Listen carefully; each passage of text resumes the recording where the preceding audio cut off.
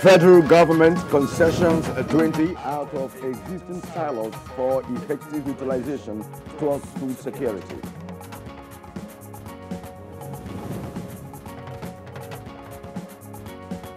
Vice President Yemi Osinbajo at Taras with more traders in Abuja expresses government's commitment to empowering micro and small enterprises. Nigeria receives UNESCO award for prison reform.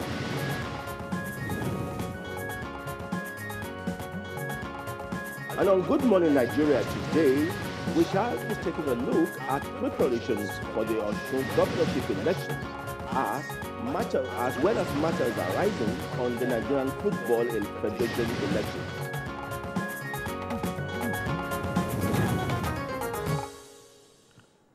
Another election beckons in the country, and this time around, it is the race for the governorship seat in Osun State. Yes, 48 candidates from 48 political parties are in the race for the Osun governorship seat. And come Saturday, the 22nd of September 2018, the electorate in Osun will troop to the polls to elect just one among these contestants as their governor for a term of 4 years. And FM is going to be a keenly contested election, about 48 of them. It's going to be very tough. Well, we don't have an incumbent in the race, as most of the 48 contenders are taking a fresh shot for the governorship seat. Nevertheless, the contest is fierce between the candidates of the ruling All Progressive Congress, APC, Boyega Oyetola, and Senator Ademola Adeleke, who is a candidate for the opposition party, the PDP. Of course, there are other candidates waiting at the sidelines to take advantage of the stiff opposition between these two. All right, Femi, that's true. And you know that this is another election that will test the preparedness of the Independent National Electoral Commission, INEC, for the 2019 general elections. No doubt, Kirian, and little wonder, INEC has deployed about 16,000 staff for Saturday's election, including 8,000 members of the National Youth Service Corps, serving in the state as ad hoc staff. Yes, indeed. And the police has equally deployed over 18,000 men to guarantee security before, during, and after the elections. But, Kevin, one issue that has generated mixed reactions about the forthcoming Osun election is INEC's decision to restrict the use of smartphones and cameras at the polling stations in a bid to curb vote buying. Yeah, you know, but then INEC was quick to clarify that such devices are not banned, but only restricted the moment a prospective voter enters the voting cubicle to cast his or her vote. Well, we will have a number of guests on the program today to give us situation report on the Osun election and efforts to make it the outcome free, fair, and credible. We'll also take a look at the Nigeria Football Federation NFF elections scheduled for today in Katsina. My name is Kirian Umayo, welcoming you to another edition of Good Morning Nigeria, broadcast live on the network service of the Nigerian Television Authority. And I am Femi Okewo, joining Kirian to welcome you to this edition of Good Morning Nigeria. And as usual, we shall present our companion segments, which include newspaper review, business, sports, foreign, and entertainment news. But first, let's take the morning news with Musbao Danwahab. Hello, Musbao. Yeah, good morning, Femi and Kirian. Here is the news this morning. The Federal Executive Council has approved the concessioning of 20 out of the existing silos belonging to the federal government across the country for effective utilization. Minister of Agriculture and Rural Development, Audu Ogbe, who announced this while briefing newsmen after the meeting of the council, was, however, emphatic that the action is not in any way an attempt by the federal government to renege on its responsibility of guaranteeing food security. Will drive the production of grains in local communities where these things grow more suitably. We have requests for grains from different parts of the world, like soybeans, sesame, sorghum, and millet. We also have massive rice production going on, and groups like Aliko Dangote are going into rice production now, and Koscharis. They need these silos. So concessioning it to them means that they will get to organize local groups to produce grains for them to dry properly, store, and put in the market when the need arises, or even export. As the victims of flooding grapple with the loss of lives and property, another major challenge that has continued to pose danger to lives of the victims has been the outbreak of epidemics from the flooded waters. This situation may soon be a thing of the past, as the National Emergency Management Agency, NEMA, has deployed water purification trucks to the 4 states under disaster emergency to avert the epidemics. All of them. We never seen something happen like this. Some of those places are their ancestral homes, but we have to continue to communicate to them the dangers. In most, we will have to request for support from the government. That's exactly what we do. Away from Nigeria as part of the effort to ensure lasting peace in Guinea-Bissau and facilitate the peaceful conduct of parliamentary election in November, ECOWAS Chairman President Muhammadu Buhari has dispatched a ministerial delegation to the country to meet all political actors. The team, led by Nigeria's Foreign Affairs Minister Geoffrey Onyema, comprised of ECOWAS President Jean-Claude Bro, and other top officials met with the president of Guinea-Bissau, Jose Mario Vaz, the prime minister and ECOWAS mediator for Guinea-Bissau, among others. During the meeting, issues regarding the challenges of funding, logistics, compliance with Peace and Stability Pact, as well as reforms and capacity building for the electoral body were raised. Foreign Affairs Minister Geoffrey Onyema also told members of the P5 comprising of AU, EU, and the UNDP that President Muhammadu Buhari, as ECOWAS chairman, is committed to ensuring the continued stability of Guinea-Bissau. President of Guinea-Bissau, Mario Vaz, conveyed his country's appreciation to Nigeria for the donation of 150 electoral kits that are urgently needed for voter registration and conduct of elections.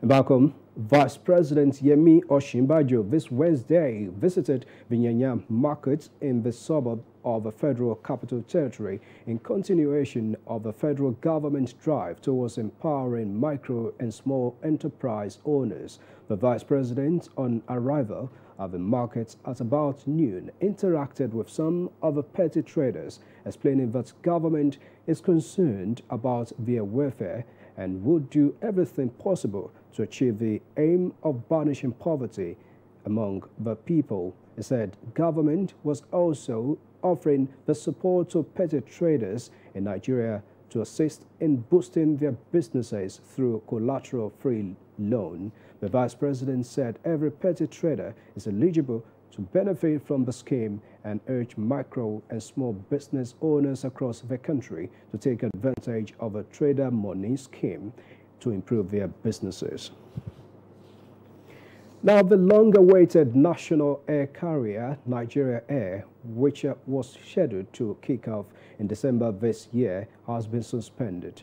Minister of State Aviation Hadi Sirika broke the news to the media in Abuja.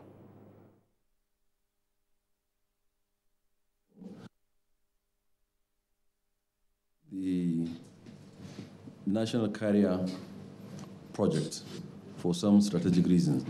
So there's no argument from stakeholders to say that we should not proceed. No. The federal government has received the 2018 United Nations Education, Scientific and Cultural Organization UNESCO Award for Literacy and Skills Acquisition for Nigerian prisons inmates. This is part of a positive result of the prisons reforms embarked upon by the federal government led by Muhammadu Buhari. Overcrowded, but prisons reforms is not just about the congestion of the prison. It is part of it. It is also about treatment, rehabilitation, and reformation of the prisoners. It is about the welfare of the prisoners and the staff. It is about the protection of the rights and privileges of the prisoners and the staff. President Muhammadu Buhari has ordered the Inspector General of Police Ibrahim Idris to stop the invitation of a PDP candidate in the forthcoming Osun State governorship election, Senator Ademola Adeleke, to the force headquarters for now. Senator Adeleke was summoned to answer questions on examination malpractice, criminal conspiracy, impersonation, and breach of duty leveled against him and 4 others. According to sources in the presidency, the Nigerian leader ordered that Adeleke should not be invited until after Saturday's election. The police public relations officer, Jimo Mashhood, had in a statement invited Adeleke and 4 others to report to the Special Investigation Panel, Force Headquarters, Abuja, immediately for arraignment in court. The National Working Committee of APC has approved the review of a timetable for the conduct of the 2018 primary elections. In a statement signed by the National Organizing Secretary, Ima Ibediro, presidential primary election will hold on the 25th of September 2018, while the governorship primary election will hold on the 29th September 2018. 2nd, 3rd, and 4th October 2018 are for the Senate, House of Representatives, and State Houses of Assembly primary election. The statement added that APC National Convention to elect its presidential candidate will hold on 6th October 2018.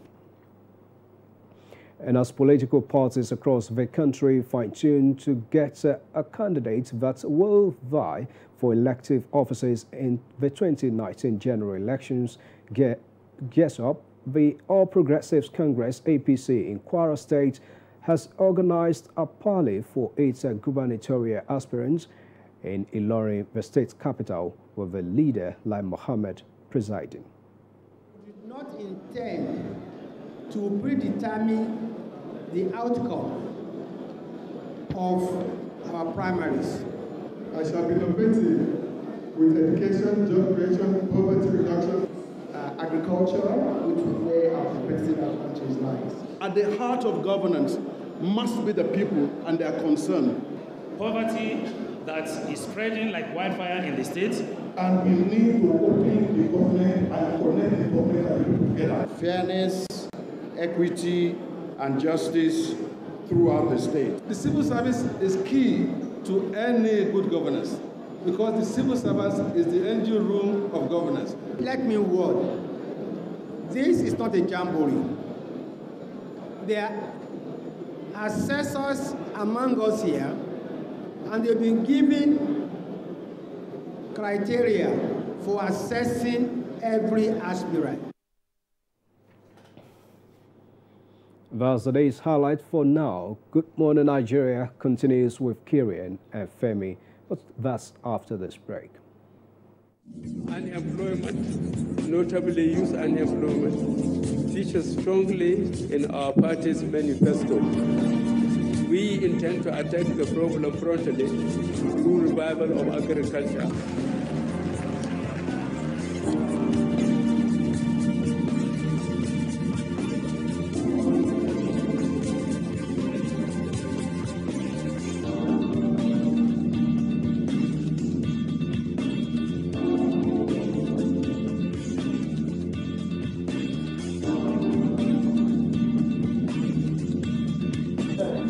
Is going a long way. Actually, I bought an acre of land for 60K like 2012, and presently I have a cassava farm and a yam farm.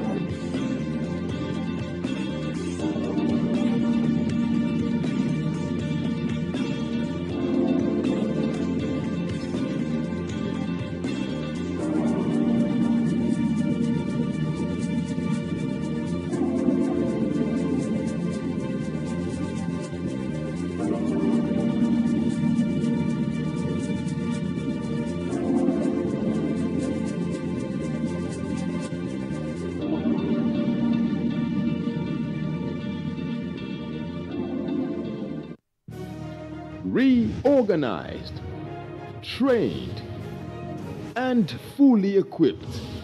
We are the new improved Nigeria Police Force.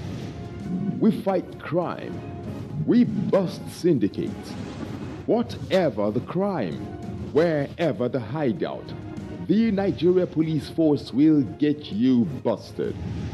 Stop kidnapping, armed robbery, murder, pipeline vandalism, and other criminal activities. Be productive. Be security conscious. Join the police force to secure your life and property. This message is from the Nigeria Police Force Public Relations Department.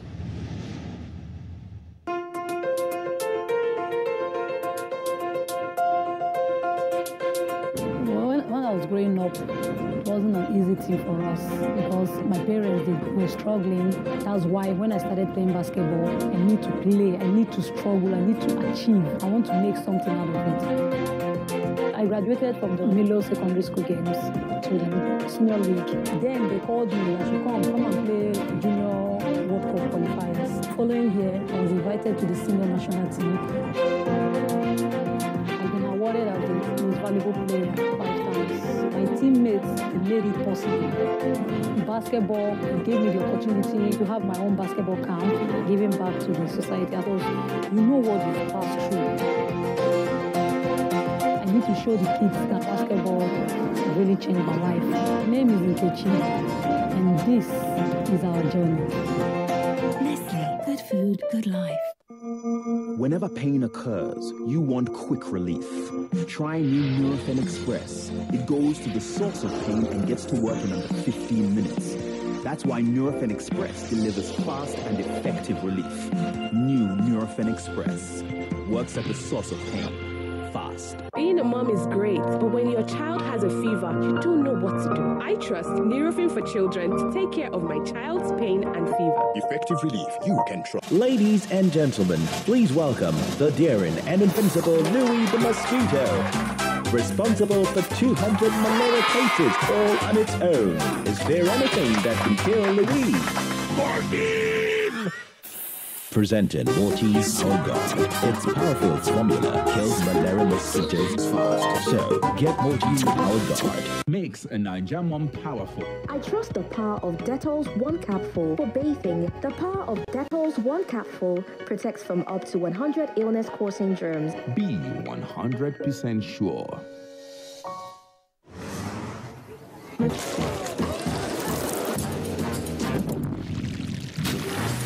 Your detergent and with New Look Ariel.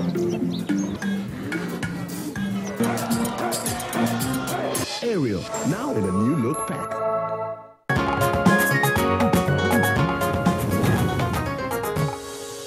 This is Good Morning Nigeria, showing on the network service of the NTA. Now let's go to business. Experts advocate adoption of new digital tools for efficient financial services if Nigeria is to achieve the much-needed economic stability. Details of this and more on Business News with Joy Uzo. Welcome to Business News. We'll start with financial matters, with women championing the cause. Financial technology has been described as a way to go for Nigeria to gain the much-needed economic stability. This was on the front burner as women accountants are brainstorming on new digital tools, which they can use to create new and efficient financial services as they contribute their quota to economic development. As women, we are the home builders. We are the people who will remind our husbands, have you paid? We should also pay our own and ensure that every other person plays their role in the area of taxation in this country. Today, there's a technology in the world that is called a blockchain that can harness and enhance the way transactions are being run. Still on financial matters, the Debt Management Office, DMO, has said it shall continue to educate investors on its activities in line with its mandate. This is as the DMO clarified some reports in the press on the recent auction of Nigerian Treasury bills, including some assertions which can best be described as erroneous and capable of misleading the public. thus necessitating an explanation by the Debt Management Office, DMO, on how auctions of Nigerian Treasury bills are conducted. The DMO says NTBs are the federal government of Nigeria's short-term debt instruments issued regularly by them through the Central Bank of Nigeria, who in this instance is the DMO's agent. Investors bid at the NTB's auction at their own interest rates. Thus, the rates on NTBs are not predetermined or determined by the CBN or the DMO. The rate at which the investors bid is entirely at their own discretion, but will typically depend on prevailing secondary market rates, their portfolio needs, and investment preferences. In allotting to bidders, oftentimes the DMO and CBN will also be guided by similar factors and the implications for markets and macroeconomic stability.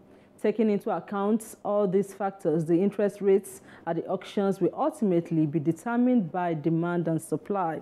Based on this explanation, the DMO says the claim that CBN increased rates to attract investors at the NTB auction is therefore not correct. And to the equities market, here is a graphic representation of closing figures of Wednesday's trading from the Nigerian Stock Exchange.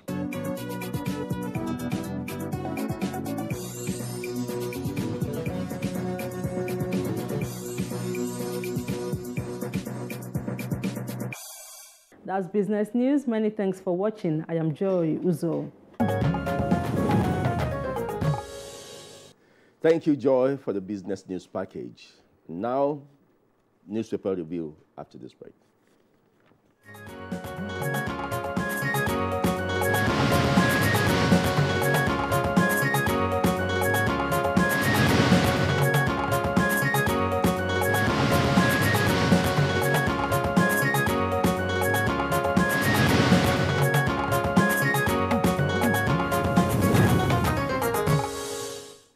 And Bayo Atoyebi is here, the newspaper reviewer, for us to take a look at headlines on the national dailies for this Thursday. And of course, we have a couple of newspapers here. We have stories on politics and other matters arising in the nation. And so, Bayo, you're welcome to the program. Thank you, Kirian. Good morning. Good morning, Femi. All right. Thank you. Good morning. I think we have, striking political headlines here. And first, let's go to Daily Sun. Let me just take the major headline in Daily Sun. Tension in APC over primaries with two riders. Governors in marathon meeting to resolve crisis. A screening committee invites Buhari. That's on page 10. You have? Another political story for their banner story in Daily Trust. And it has been reported, and Daily Trust comes out powerfully with it. Osun elections. Buhari stops police summon of Adeleke. Also on the front page of Daily Trust are some other political stories. Let's go down after the picture story of the Federal Executive Council meeting. APC reviews timetable as Oshomole meets senators. And then following that is Al Makura sets up panel to probe Senator Adamu. Those are emerging situations on the senatorial contest in Nasarawa State. And then an economic or financial story. AFDB, African Development Bank, announces $1 billion synthetic transaction for lending. All right, let's return to Daily Sun newspaper. Just besides the nameplates, you have 2019 presidency, that's the kicker. PDP to prune aspirants to 6, dumps consensus. With a rider, settles for ballot to pick presidential candidate is on page 4. And now, a little down on the front page of Daily Sun, besides the picture there, where you can see the Vice President of Shebajoy in the marketplace for the Trader Money event. Now we have Lagos 2019, that's the kicker. Door closes for Ambode. It's over for governor. Mandate group says. It's on page 41. Now, of course, we've had that Nigeria Air federal government suspends national carrier projects on page 2. And then Oshu Goba. Buhari directs IGP to step down charges against Adeleke. With a rider, WAEC declares PDP candidate amid police summons. That's on page 44. Let's bring in Bayo. Okay. Let me just bring attention to these two last stories on the front page of Daily Trust before we go to Bayo. You have reported the suspension of the national carrier. Daily Trust gives reasons. It says why federal government suspends national carrier. That's at the top part of Daily Trust. And then something scary to the political cloud that has built. Minimum wage. NLC threatens strike September 26. So, Bayo. Yeah, let's start with the NLC. You recall on September 12th, the NLC gave a 14-day ultimatum to the federal government. And yesterday, the NLC declared that organized labor has the mandate of the National Executive Council to act accordingly after the 14 days ultimatum. Therefore, by the September of 12 days plus 14 days, 26, by September 26, NLC is likely to take any action the National Executive Committee has directed it in pursuance of the national minimum wage. However, the issue of the national minimum wage is still before the tripartite committee. The committee has suspended its activities, but in the past week, the Minister of Labor and Employment had indicated that he and the chairman of the tripartite committee were to meet with the president. Presently, the position is that they are awaiting the position of the National Economic Council, which incorporates the private sector, to make inputs before a national minimum wage will be reached. But the earlier it's reached before the 26th of the month, the better, following the threats by the Nigeria Labour Congress. There is this other story that is making positive round. Senator Ademola Adeleke and 4 others have been advised to report to the special investigation panel of the police. They are supposed to answer charges related to examination malpractice, criminal conspiracy, and among others. However, the senator, who is the PDP candidate in Saturday election, allegedly said to have found registered as an internal candidate of Ojoaro Community Grammar School at age 57. Meanwhile, the investigation for this statement had been taken by police as far back as July 2017 and August 2017. However, the police, through its public relations spokesperson, asked the senator to report to the SIP. The president has directed that the police should stop any further action until after the election. If you are wondering, the president is empowered under Section 215 of the Constitution, particularly subsection 3, to do that. And the reasons are not far-fetched. Everybody will certainly be suspicious if an action allegedly committed in 2018 and 2 days to election, you are acting. Well, lawyers will tell you that there's no right time or wrong time to prosecute. However, this is a lot that meets the eye. Nobody, not even the best, the senator dancer himself, can dance out of this suspicion that this politically. I'm talking about dancing now. I was in Osun State for the National Council of Information meeting. I don't know what is there with them in Osun State. Governor Aregbesola, he leads them to dance. Yes, he's a dancing governor too. But WAEC seems to have come up with a statement that, of course, these things will sort themselves out after election and after Senator Adeleke appears. WAEC has come up to say that Adeleke sat for WAEC in 1981. Yes, this was because 2 officers of the APC had gone to court to say that his certificate that he presented for West Africa Examination Council was fake. And the court made a pronouncement, and the WAEC official came and provided evidence that that certificate is a truly certified copy. And the contentious now is the National Examination Council, NECO examination, which he purportedly was to have sat in 1970. And here lies the justification of the action of the presidency or president to have stopped this investigation, so-called now, because the political meanings will be read into it, yes, particularly that it's before a court of law. Now, you talked about the national carrier. The Minister for Aviation has announced that the Federal Executive Council has suspended the National Carrier Project.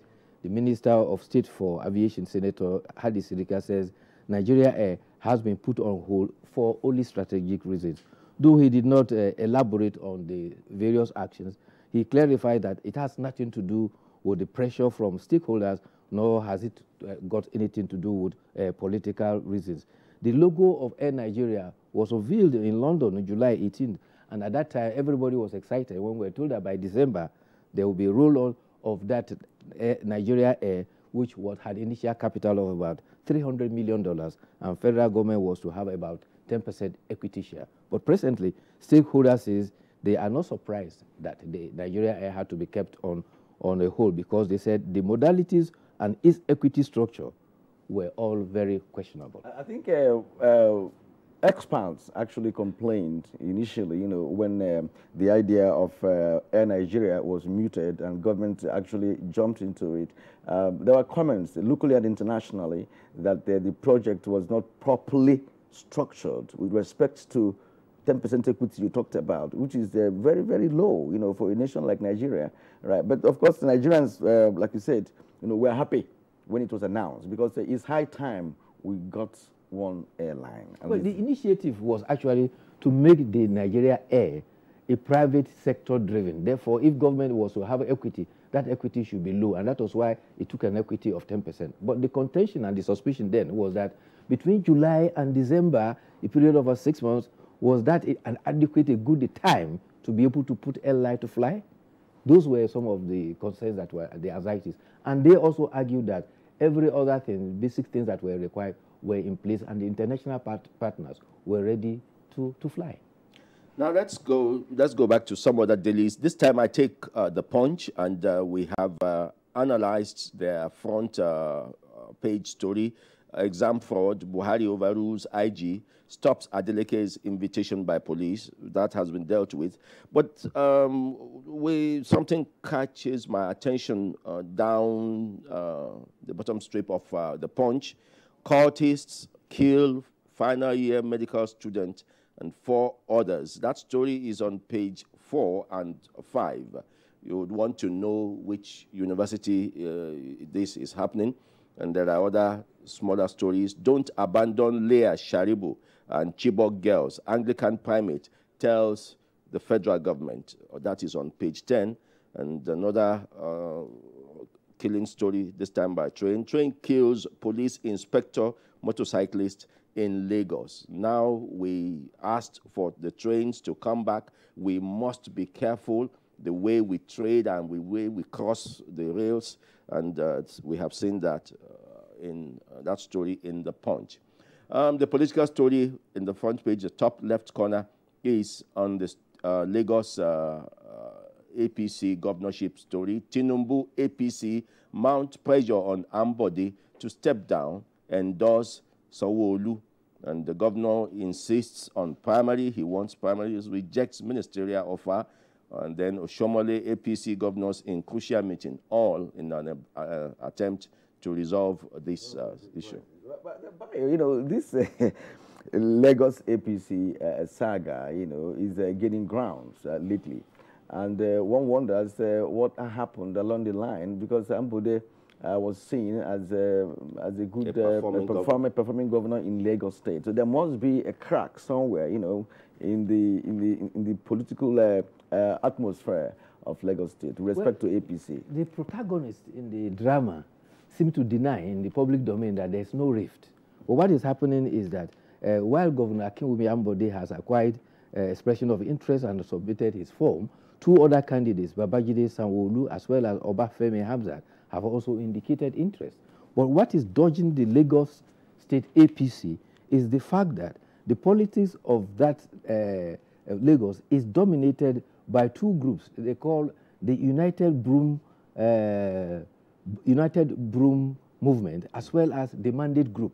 One of them have a stranglehold over a local government that is called Alimosho, and people in Lagos believe that once there is election, Alimosho wins. Alimosho always determines who wins Lagos, and the pressure is mounting. In fact, there's been some subterfuge. The latest was that there was information which has been described as fake news put on the social media, which was saying that the incumbent governor is even endorsing the candidate. So much so that his press secretary has had to come out, Haruna had to come out, Habib Haruna came out to say that there's no iota of truth in such. So the political game is still going on. But Nevertheless, the protagonist there, particularly the incumbent governor, says he is prepared to go to the primaries to test his popularity. Oh, okay. And the local government chairman says that is how it should be. That should be. Now, but let's also look at one negative lesson that this seems to be bringing into the political fold, that performance is not relevant in politics. For as long as you can dance to the tune of those people who installed you, you can go to government and do anything you like. What thoughts do you have about that? If everybody says Ambode did well and he's having this problem, then a governor who did not do well would not have much problem for as long as he satisfies his... Certainly not everybody is saying Ambode has done well. Some are saying he has done well. Some who think somebody who can do better to him are now saying that somebody else should be given a chance. That is policy. But however, like you pointed out, our political parties have challenges with what is described as internal democracy.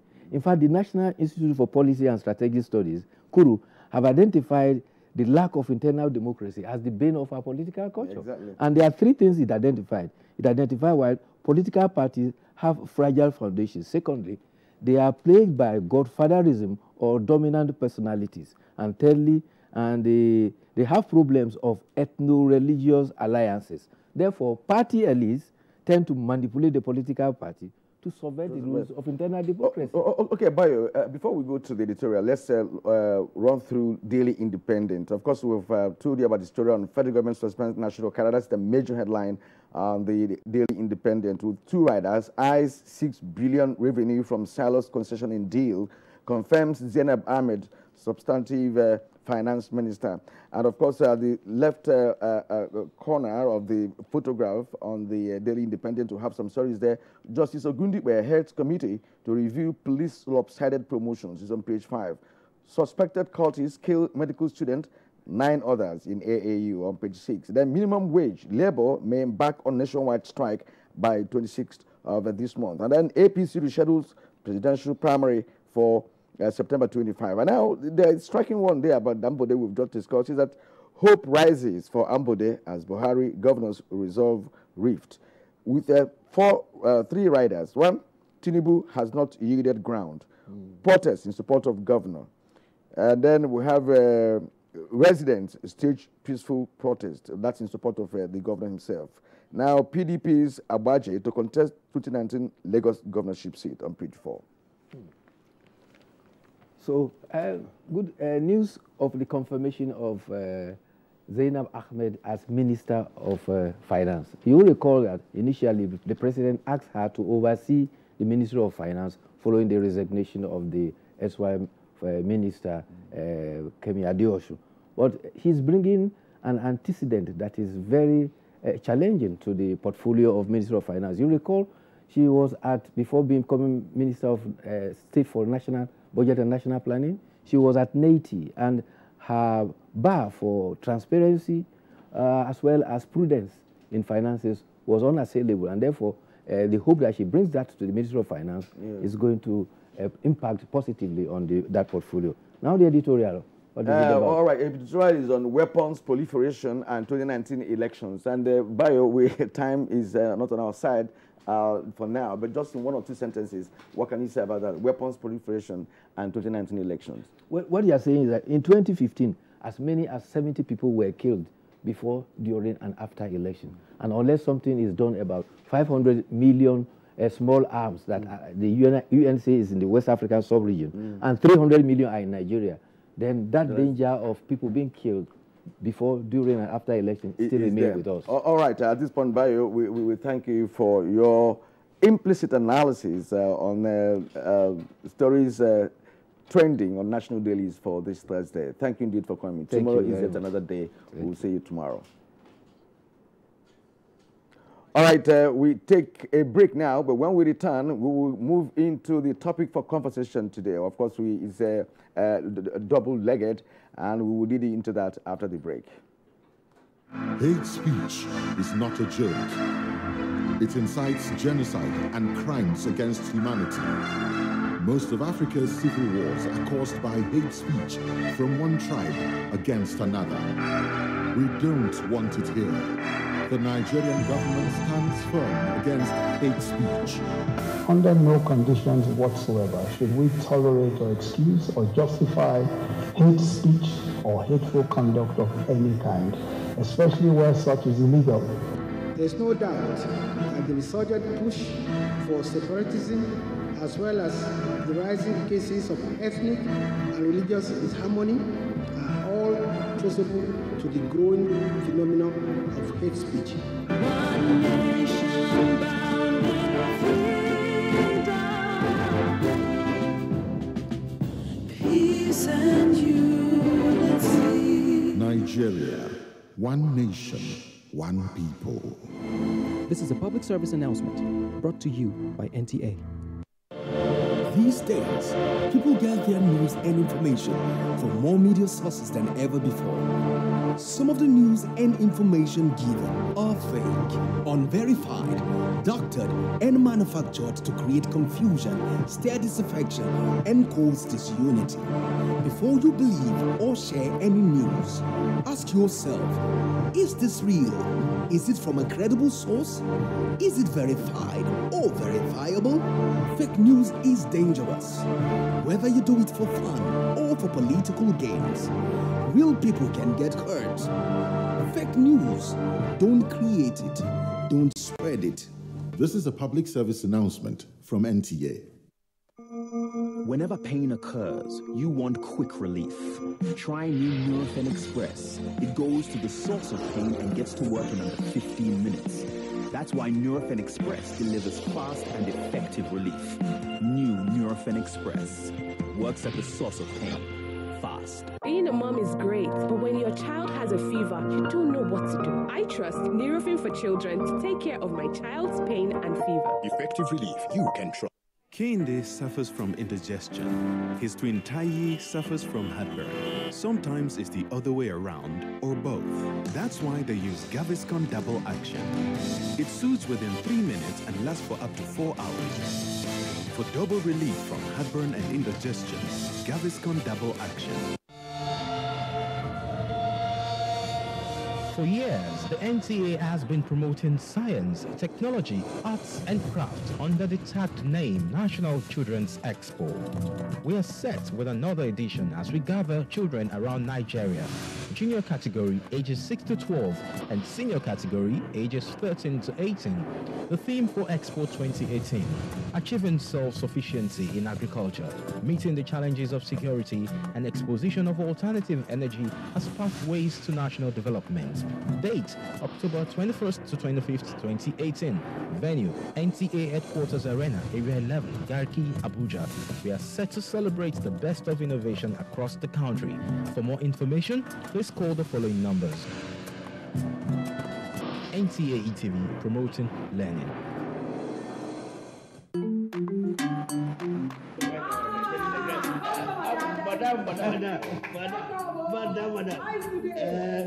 Brought us as usual. As usual. For the three put. You are welcome, sir. As usual, yeah. You take that one. Yeah, that one.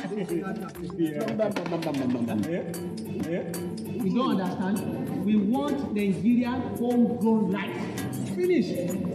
You don't have? You don't have? Join the rice revolution today. No other rice that tastes like Nigerian rice. Are you sorry? That's the Nigerian rice we are talking about. Chocolate made in Nigerian rice. Healthy food. I'm going to bring Mrs. to come to chocolate rice of made in Nigeria here. And see how it are made. Correct. And how they are cook it. Correct. Homegrown rice are good for your health. It boosts our economy and give employment to our people. This message is brought to you by the Federal Ministry of Information and Culture.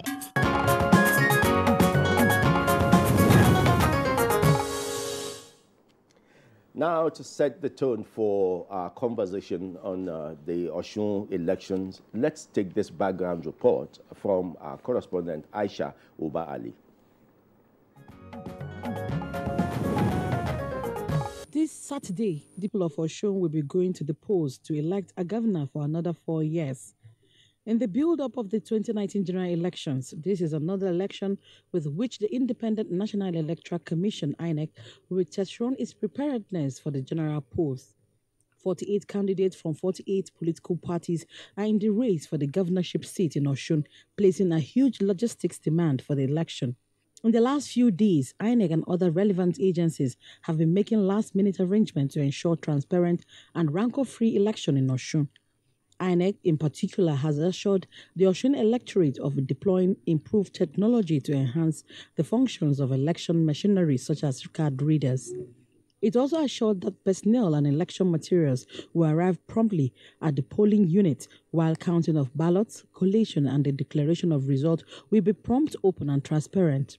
Concerning security, the police on its part has deployed over 18,426 trained officers for the election. The security personnel include those from the conventional and police mobile force units, as well as intelligence and technical teams to provide adequate security. This excludes the support services to be provided by other security personnel from the armed forces and the Nigerian Security and Civil Defense Corps to complement the efforts of the police. It is also to check that the issue of buying and selling of votes that INEC issued a directive to restrict the use of smartphones and cameras at the polling units. INEC pointed out that some voters use cameras to take photographs of their ballot to show politicians in order to be paid for voting for them. This has generated diverse reactions from the public, forcing INEC to clarify that such devices are not banned, but only restricted the moment a prospective voter enters the voting cubicle to cast his or her vote. What is the latest on preparation for Saturday's governorship election in Osun? What are the reasons behind INEC's restriction of smartphones and cameras for the polls? How would this election set the pace for 2019? These and other issues will engage guests on Good Morning Nigeria shortly.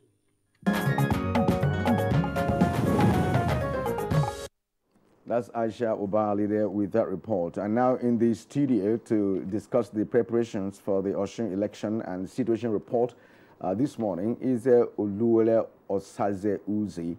Osaze Uzi is the Director of Education and Publicity of the Independent National Electoral Commission, INEC. So you're welcome to Good Morning Nigeria. Thank you for having me. Good morning. All right, and as always, regular face on Good Morning Nigeria when issues like election come up is the Acting Deputy Commissioner of Police and the First Public Relations Officer, Jimo Mushud. Jimo, it's good to have you again on the program. Thank you for having me. Good morning, Nigerians. And now let's start quickly and let's go to the Director of Voter Education of INEC, Mr. Osaze Uzi. You have watched Osun closely, like you would do other elections. Yes. How prepared are we for it? Now, I don't want to say INEC. I should say both INEC and the parties concerned. Thank you. I can only speak for the commission. Really, it's not just INEC in the practice, the security agencies, the media, the CSOs, yes, the observers. How prepared are we? Let me speak from our own perspective. That's the electoral management body, INEC. We, in January, outlined the things that we wanted to do, we needed to do about this election. And let me say it's a 14-point agenda, 14 major activities and milestones which have to be met for a successful conduct of the elections. I'm pleased to say that 12 out of those 14 have been accomplished and in due course. The 13th really is not just a restrictive activity. No, you stop campaigns because the law says you stop campaigns 24 hours to the election, so that will stop tomorrow. So what we will have basically is the actual poll, the conduct of the election. So having outlined the activities we're to undertake, we set about implementing that plan. And in terms of recruitment and training of personnel that will be deployed for the election, that has been successfully undertaken, liaising with the security agencies to ensure that to get a proper architecture of the security arrangements for the elections. We've done that, and we're in implementation phase, interfacing with the political parties, monitoring their conduct of the elections, the campaigns, all those have been done. Materials have been deployed to the various locations, non-sensitive to all the local governments of the state. Sensitive materials will go to the local governments today, right from the Central Bank of Nigeria as well. So I think they've been done. And so basic things have already been done. So basically, we are prepared for that election. All right. Management of the electorate is usually a Herculean task in every election. Now, are you privy of the number of registered voters that you will be managing on that day for the election? Well, there are over 1.4 million people who have registered. And as at yesterday, about 74% of those people have picked up their permanent voters card. So obviously, they have evinced an intention to be part of the process. Those are the numbers we're looking at in over 3,700 polling units and polling areas. So yes. The people say that the level of collection of PVCs in Osun is one of the highest in the country. How true is that? Well, I just told you over 72, 73% have collected their permanent voters card. So that's quite high indeed. Collection had to be extended. We were supposed to close on Monday, but we extended till Wednesday with the agreement of the stakeholders. So that is quite high compared to most of the states. Sorry, Femi, let him clear this. You know, we'll come to Moshood because security is a serious matter in this regard. What has been a contentious issue in recent elections is vote buying. Right, and perhaps INEC may have derived some strategies, you know, to tackle that menace, you know, because it's capable of, you know, winning an election, and all these preparations put in place. Yes, vote trading, I would like to say, because where there's a buyer, there's a seller. So that vote trading is a very worrisome development in the sense that, look, it impugns on the integrity of the process. Did people vote according to their conscience? Did they vote because they are satisfied with what Party A had said or what they are doing or their manifesto? Or their vote was cast by virtue of the inducement that was placed in their hands. So yes, when you talk about integrity of the process, vote trading is a very, very important thing. And we try to emphasize the point that vote buying and vote selling are both criminal offenses. Not just criminal offenses under the Electoral Act, criminal offenses under our law. It's bribery. People see it, there's no stigma. There was no stigma attached to vote buying or vote selling. They just saw it as a thing of right. But when you say somebody was bribed or somebody took bribe or offered bribe, there's a stigma attached to that. But basically, let us call it what it is. It is bribery. Where you are paid to go and vote in a particular way. That is bribery. Whether you are going to do that way before or not. You stop the same people who complain that security agencies took money from them to, you know, in the checkpoint, will be taking money to vote. But they see one as morally wrong, they don't see the other one as being wrong. But they're basically the same thing. A spade is a spade. When you call it an instrument for digging, it tries to glamorize it, but a spade is a spade. And that's what we should call it, bribery of the electorate. And, you know, both for the givers and for the takers. And you want to go there to be a lawmaker. You want to go there to sign bills into law. And you are bribing people. It's morally and morally unjustifiable, criminally unjustifiable as well. Yes, we have taken certain strategies. And one of which I think your reporter made reference to it is the non-use, the restriction on the use of phones. We didn't clarify it. We have been maintaining that position. Yes, we encourage people, INEC encourage people to take their phones to the polling unit. So if there's any malpractice, please take it. We'll ask for evidence of things because it assists us. And all our dealing with security agencies provide evidence. Sometimes say somebody demanded bribe from you, it's your word against mine. And sometimes, because in a criminal case you have to prove beyond reasonable doubt, they might look at the person and say, look, well, I believe I'll give you the benefit of the doubt. Unlike a civil case. But in a criminal case, you must prove beyond reasonable. So any evidence, such as photographic evidence or audio recording, will obviously corroborate what one party is saying over the other. So it's primary evidence, good evidence. But what we are against is taking it into the booth, into the cubicle where you indicate, where you mark your choice. Because all eyes are on this issue now, people now know that it's very difficult to do it in the polling unit or to show it carelessly. We have arranged the polling unit as part of the strategies such that the polling booth is close to the ballot box. Because by law, by the Electoral Act, you must cast your vote in secret, but you must you must indicate in secret, but cast it in open. Everybody see you, and there's a reason for that. If somebody comes to a polling unit with a phone, yes, and of course passes through the processes and now wants to vote, where does he keep his phone? To be able to enter the polling cubicle. We don't. Let me tell you, we don't encourage to give it to any INEC official or any security agents. No. If you've come with somebody, you can give it to somebody else, a third party, to hold on for you, but not the NEC official or security, if you decide to come to the place with your phone. So a polling booth is just a tiny part of a polling unit or a polling center. A polling center is like the premises of NTA. This studio, don't come into the studio. They stopped me in the studio and say, please hand over your phone. So I'm not coming into the studio with my phone, but I can come into the premises of NTA with my phone. Now, Jimoh Moshood, let's give you an opportunity to give us an umbrella view of your preparations for the Osun elections. Thank you so much. I want to, first of all, start saying that we are fully prepared and we are good to go. We don't just start planning today.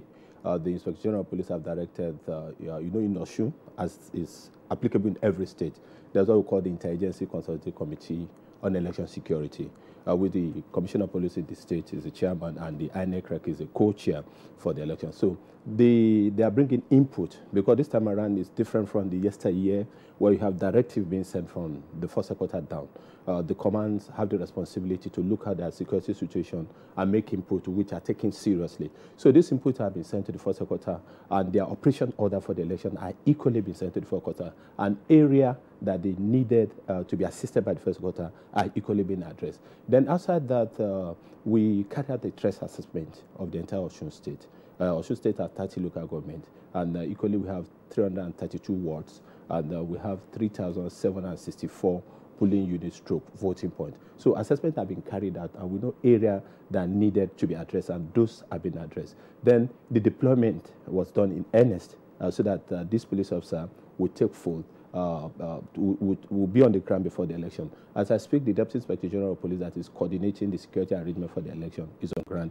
The AIG, all the Commissioner of Police and all the units Deputy Inspector General operations is on ground there. So now we are putting this robust arrangement to ensure that not only securing the electorate, the election officials, the ballot paper, the ballot boxes, the racks, and other, to equally ensure security of life and property of the citizenry. Because if you don't have problem with the election process, if you have riot in town or you have problems, it will definitely have an impact on the election. And that is why equally the Inspector General of Police have put all the Commissioner of Police in the contiguous state to Osun, such as Ondo, Kwara, Ekiti, Oyo, and Ogun, on red alert with their personnel to deploy massively to ensure that there's no influx of unwanted miscreant and others into Osun State to disrupt the election. We equally go further beyond that to ensure that the restriction of movement was announced on time of vehicular movement, mostly through Osun State. The highway from Oyo State, which is from Ibadan to Akure, is going to be sealed off, because that highway divides Osun State into two.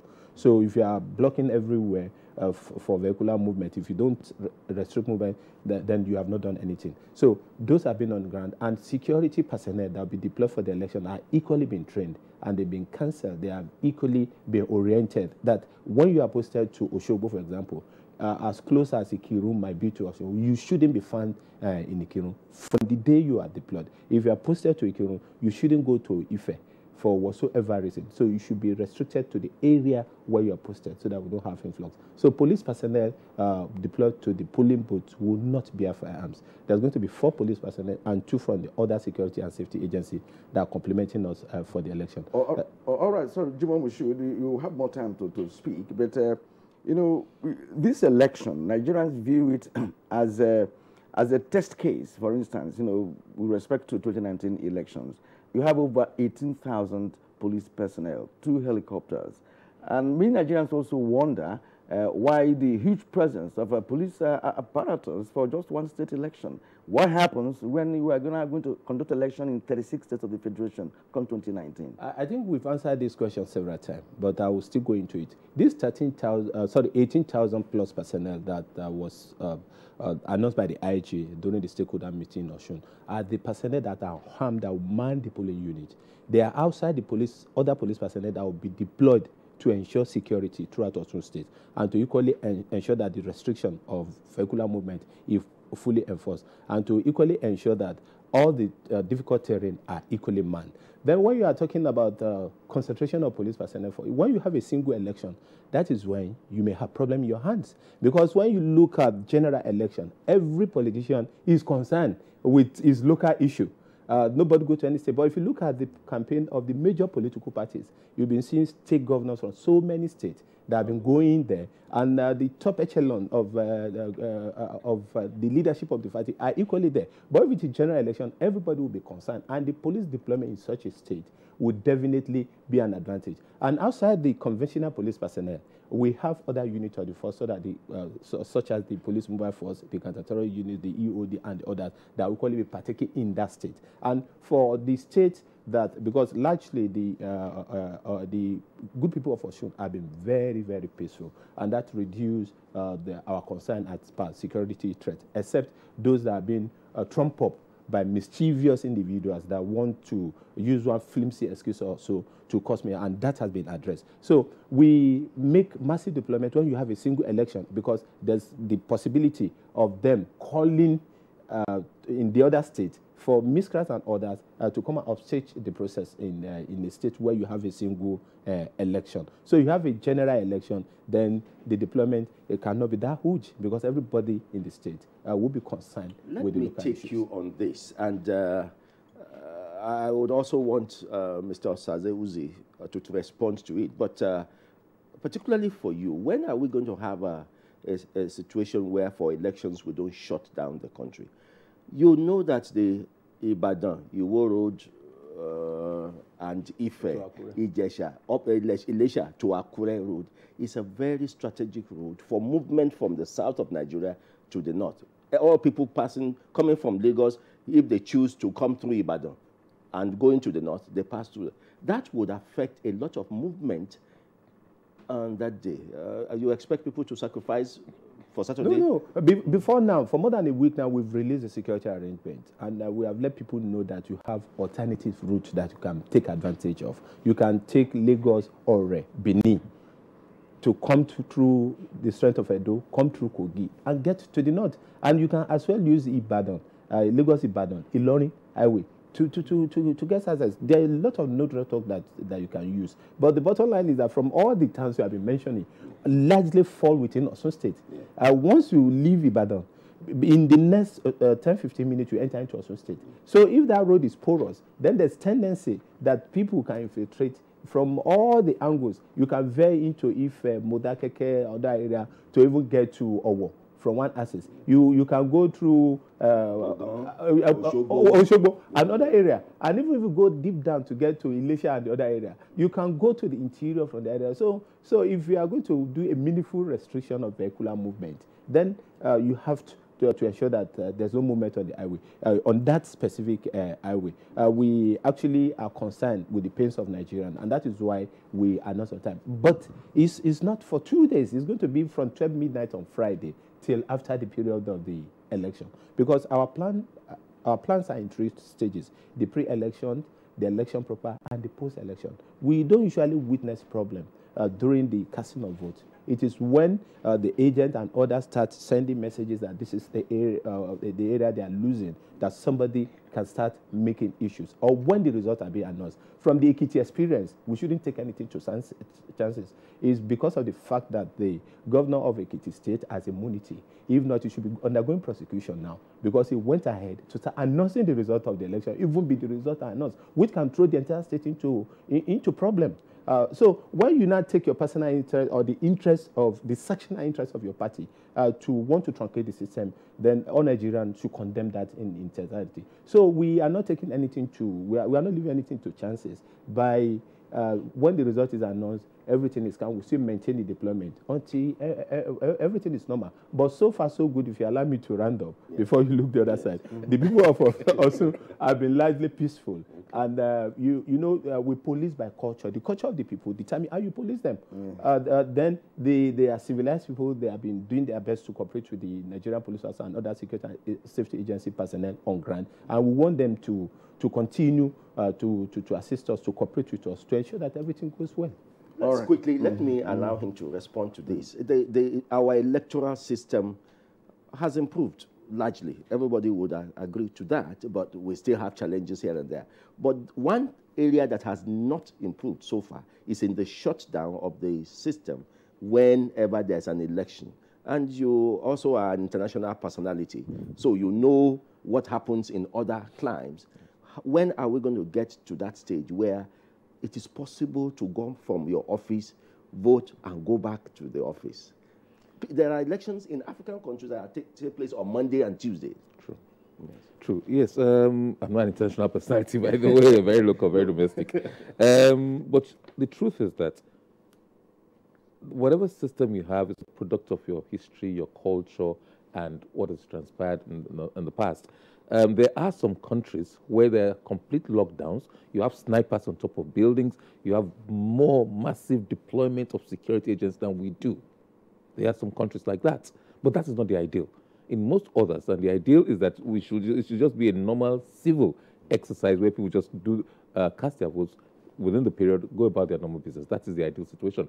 I don't know whether it's INEC to answer that. It's really a situation that we find ourselves in. Because if you don't clamp down, generally speaking, and from our past experiences, people will take advantage. There'll be roving people, marauders, who go from one place, disrupting things to another, disrupting the process, snatching ballot boxes, and engaging in a lot of antisocial behavior. That seems to be... But we have in this country, I think it was last year, 2 years ago, we conducted a by-election in Lagos State, the state constituency election, where everything went normally, and the turnout was less than 3%. Okay. All right. Let me now give you your own question, that INEC should really answer. One of the major challenges confronting INEC in every election has always been the issue of ensuring that election materials and, of course, the personnel are at the polling booths or polling units at the right time. Now, is there any strategy to ensure that your men and materials will be at different locations for this election, considering the fact that we've had in the past where people lined up to vote, no election personnel, no materials, especially the very sensitive materials? That would have been in the distant past. In the recent past, that's not been the experience. Go back to all your reports, go back to the observer reports and things like that. We've been achieving 90-something% prompt opening of polls in most of the elections we've conducted in the last couple of years, actually. But what are our strategies? And I think Osun will not be an exception. The materials, as I said, the sensitive materials will get to the local governments, let's say, by tomorrow. And by Friday night, they will be in what we call the camps, the registration area camps or centers. And these are where our officials, along with security men, camp overnight with the materials, ready for deployment in the very early hours of Saturday morning. It's such that these camps are closer, the public buildings closer to the polling units. Prior to now, in the distant past, we used to deploy for security reasons from our local government offices. And our local government offices, in some instances, might be 2 hours from polling units, even within the same local government. So it was a big challenge with our infrastructure and everything else, getting to those polling units on time in certain remote areas or areas with difficult terrain. So in the last couple of elections, you'll notice that there's been marked improvement because we have fully deployed this camp, prepared these camps for overnight stay, connected electricity where there's no electricity, or provided generators, sanitary facilities, water, and things like that. And it's from this camp the young officials that we deploy go to the polling units. Again, a lot of the time, we're also engaging the security agencies. A lot of the time, they insist that we shouldn't move without security cover, and rightly so. So we have to wait for them and things like that, but there's a lot more synergy now. So just like in Ekiti, before then, Ondo, I think there'll be early deployment and prompt deployment of materials. We envisage that by 7:45, over 90% of the personnel and materials will be at the stations waiting for 8 o'clock to commence. We understand that INEC is promising an enclosed voting area during the Osun elections. Does that mark a fundamental change from what we have always had? Well, I don't know, but I don't think we can promise an enclosed voting area, really. So our polling units are in public spaces where there are no public buildings. Rather than go to an enclosed area with a private residence or a private business premises, we will use an open space. What is enclosed will be the cubicle where you are going to indicate your choice, such that not everybody can see the choice. We insist on that one. The cubicle will be provided. If for any reason a cubicle is not available, and it will be available, maybe in general elections, if for any reason with the budget and everything, we will improvise. But you must indicate your choice in secret, and then come out to the open to cast it. That is what the enclosed principle is all about. All right, let's return to Jimo Mushood. What has crept into elections lately, of course, is vote buying, which Mr. Uzi has spoken to. But I also want you to make your own contribution towards that.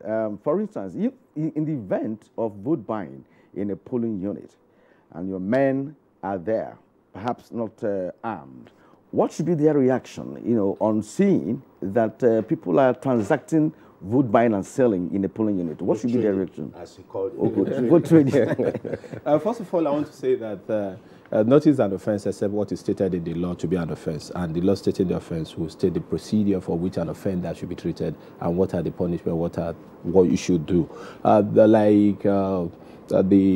education officer, in the Electoral Act, it's a corruptions and inducement of voter section 214 of to induce somebody either not to, with money or material gains, either to vote or not to vote for any candidate. And with the general language people are calling it is vote buying and selling. We cannot charge somebody for vote buying and selling because it's not in the law. We charge you for the specific offense, like he has rightly said. You don't water down the magnitude of the offense by giving it different name, because if you are not careful, that person can escape judgment in court. You have to. So the police officer that's in the way the charges are framed. Yeah. So the officers and men have been oriented and have been trained and have been briefed to recognize such actions. So when you are found sharing money, not only money, if you are sharing pop-off, you are sharing akara, you are sharing anything within the precinct of the area or beyond that place, you are going to be apprehended and we are going to detain you. But when you have 4 armed police personnel within the area and you have 2 of that securities, the intervention personnel are not too distant from the area. So once somebody is identified and the person is arrested, they come and take off the person. Because if you are going to arrest 3 or 4 and you are 4 police personnel, you've arrested 1, you've arrested 2, it will certainly distract you from the process. So we want people to know that we are fully ready, and that is why the adequate deployment have been done outside the 18,000 that have been manning the election voting points to have intervention force that quickly respond and take these people into custody. And that is why the Inspector General of Police has graciously approved 8 Commissioner of Police to be in charge of the 8 area commands. The 8 area commands in that are being manned by an assistant commissioner of police. But when you have a commissioner of police there, that's for the people to know that we have all seriousness attached to this process. So anybody that is engaging in vote buying is committing an offense and we are going to apprehend the person. But the bottom line still lies that most of the people that are buying and selling vote may not even be opportune to be listening to us this morning. And that is why the issue of campaign by the CSOs, the NGOs, that have a lot of fund at their disposal to go to the grassroots for people to know, because mischievous politicians plan their games ahead of time. They sort of, one way or the other, influence people in registering in the first place. And when they influence people in registering in the first place, some of them maybe even have their PVC in the custody of the person that influenced them to vote. And that is when it is time to vote, they start sharing the PVC and say, let's go. So all of us must join hands to ensure that we go to the root of this and address it before it gets, so that we will not be treating the symptom and be leaving the illness. Because if we talk about the petty vote buying that maybe come to public life, what are those who are buying en bloc? Because if you are a youth leader or you are a woman leader of an area and somebody come overnight, and so what we have put in place this time around is that the Force Intelligence Department of the Force are already on ground. The IGP monitoring are there. The intelligence response are there. Gathering intelligence of people who are planning to engage in vote buying or attempt vote buying, because people should know that even attempt is an offense. Even if you have not taken the money, if you are in the process of taking the money or giving the money, that's not substantial to say that police will not arrest you. One thing that can deter people is if they know that people who have engaged in this act are being prosecuted. What's the update of the level of prosecution coming from Ekiti, which has necessitated a national policy for the Osun election, if it is so massive as to have INEC re-strategize and the police re-strategize, is there any deterrent for people to see? Thank you so much. Part of the press release ordered by the Inspector General of Police, which I signed, was that we've released numbers to members of the public for people to call and alert us where they notice any vote buying. But in Ekiti, for example, 8 individuals were taken to court. But the sensitization equally is not only from us, even the media.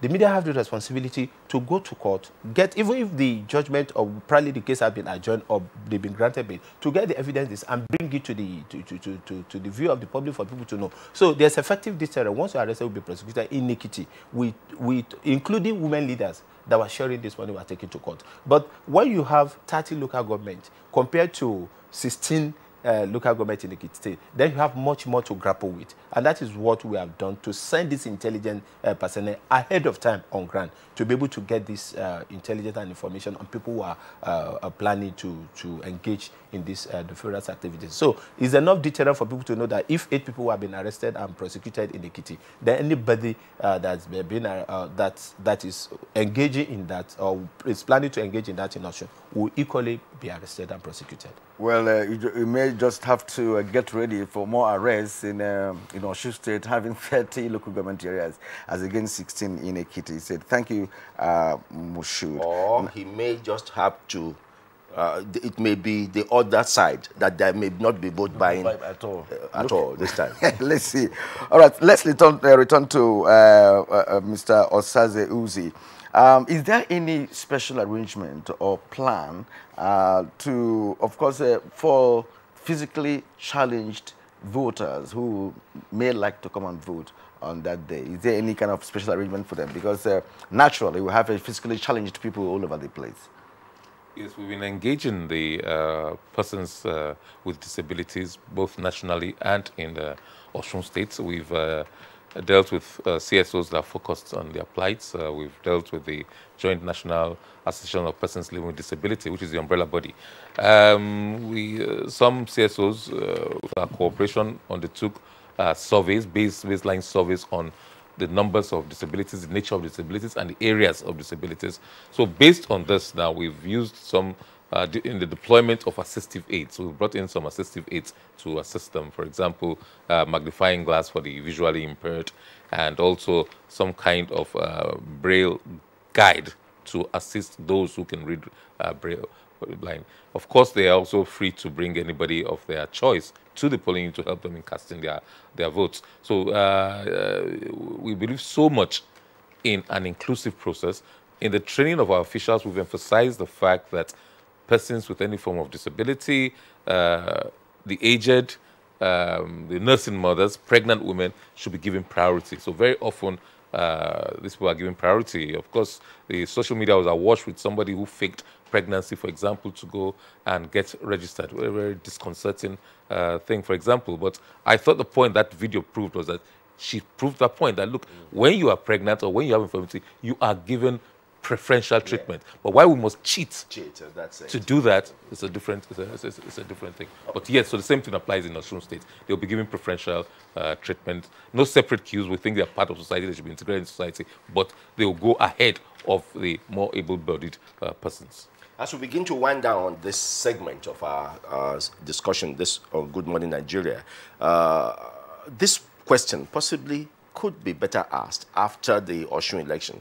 But even as at now, you possibly are seeing signals. What are some of the signals you are seeing from the Osun and possibly Ekiti election that may assist you in the general elections in 2019? Well, anything good will assist us, anything bad will assist us. So we'll learn from the challenges. We'll learn how to address the things we have done well. We will we'll still look at them. Can we improve upon them? The things we've not done so well, that haven't gone so well, we'll also consider them lessons learned. In everything, we think there are lessons learned. Our electoral process, as stated in the opening, has gotten better with time. And this is a product of our going back, carrying out post-mortems, re-examining all the issues that have arisen, and forward-looking, what are the issues that are likely to arise in the future.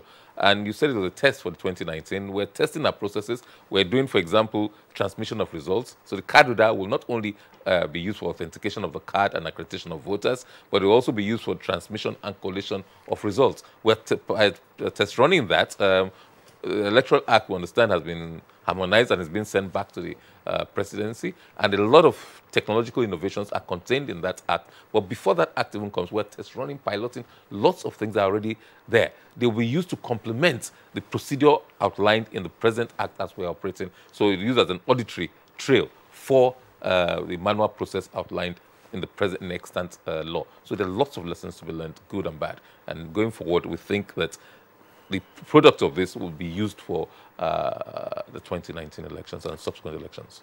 All right, considering your explanations now vis-a-vis your preparations for this election, one would likely like to ask this question. In all the departments of the process, is there any area that you envisage that will be a challenge in this election? The challenge will probably come from the dynamics of the people, but good enough to state that the general people of Osun State have demonstrated high level of commitment, high level of peacefulness and orderliness in their conduct so far. And truly, Osun has never really been doesn't have many flashpoints like some other states, even some neighboring states. Recall the tension that built up in the, towards the Ekiti elections. We don't have that kind of, we have different dynamics. We don't have that kind of tension. The election is particularly competitive from the campaigns we have observed and monitored. Any of the 48, again, unprecedented number of candidates, that is a challenge in itself, 48 candidates. So you can imagine if each one has an agent in a polling unit, there will be 48 party agents, excluding observers, security, media personnel, and things like that. So those are dynamics we have to manage. But generally, the people of Osun State should be commended. We don't have being peaceful so far. So far, so good, and we believe it will remain the same. How helpful have CSOs, civil society organizations, have been in all these processes? Incredibly so. Incredibly so. All stakeholders, CSOs, development partners, the media, have been incredibly supportive. We've engaged some in voter education, so they've gone to places that we will not have reached. They've taken the message, and people sometimes tend to believe fellow citizens rather than government institutions. They've done a lot. Some people are doing parallel tabulation to see whether the figures, using scientific methods, the figures declared will be close enough to the figures we have used. They did that in Anambra, they did it in Edo, they did it in Ekiti. So far, our figures have tallied generally within the margins of error. So lots of CSOs have been doing. I've spoken about the PWD-focused CSOs, for example. We're partnering with them. They've done wonderfully well. And again, Mushood, your preparations, seem to be intact from what you explained to us this morning. Your men are ready, and all the instruments that you require to ensure that we have a hitch-free election in Osun State. Is there any area that you envisage could pose some kind of threat to this your arrangement? Thank you so much. Like I said earlier on, we carry out threat assessment, and all the identified areas of problems and the perceived threats have equally been addressed. But that shouldn't mean that in entirety there may not be one or two flashpoints that may come up. No matter how fully you are prepared, there's going to be some emphasized issue that will come up as interaction from the people.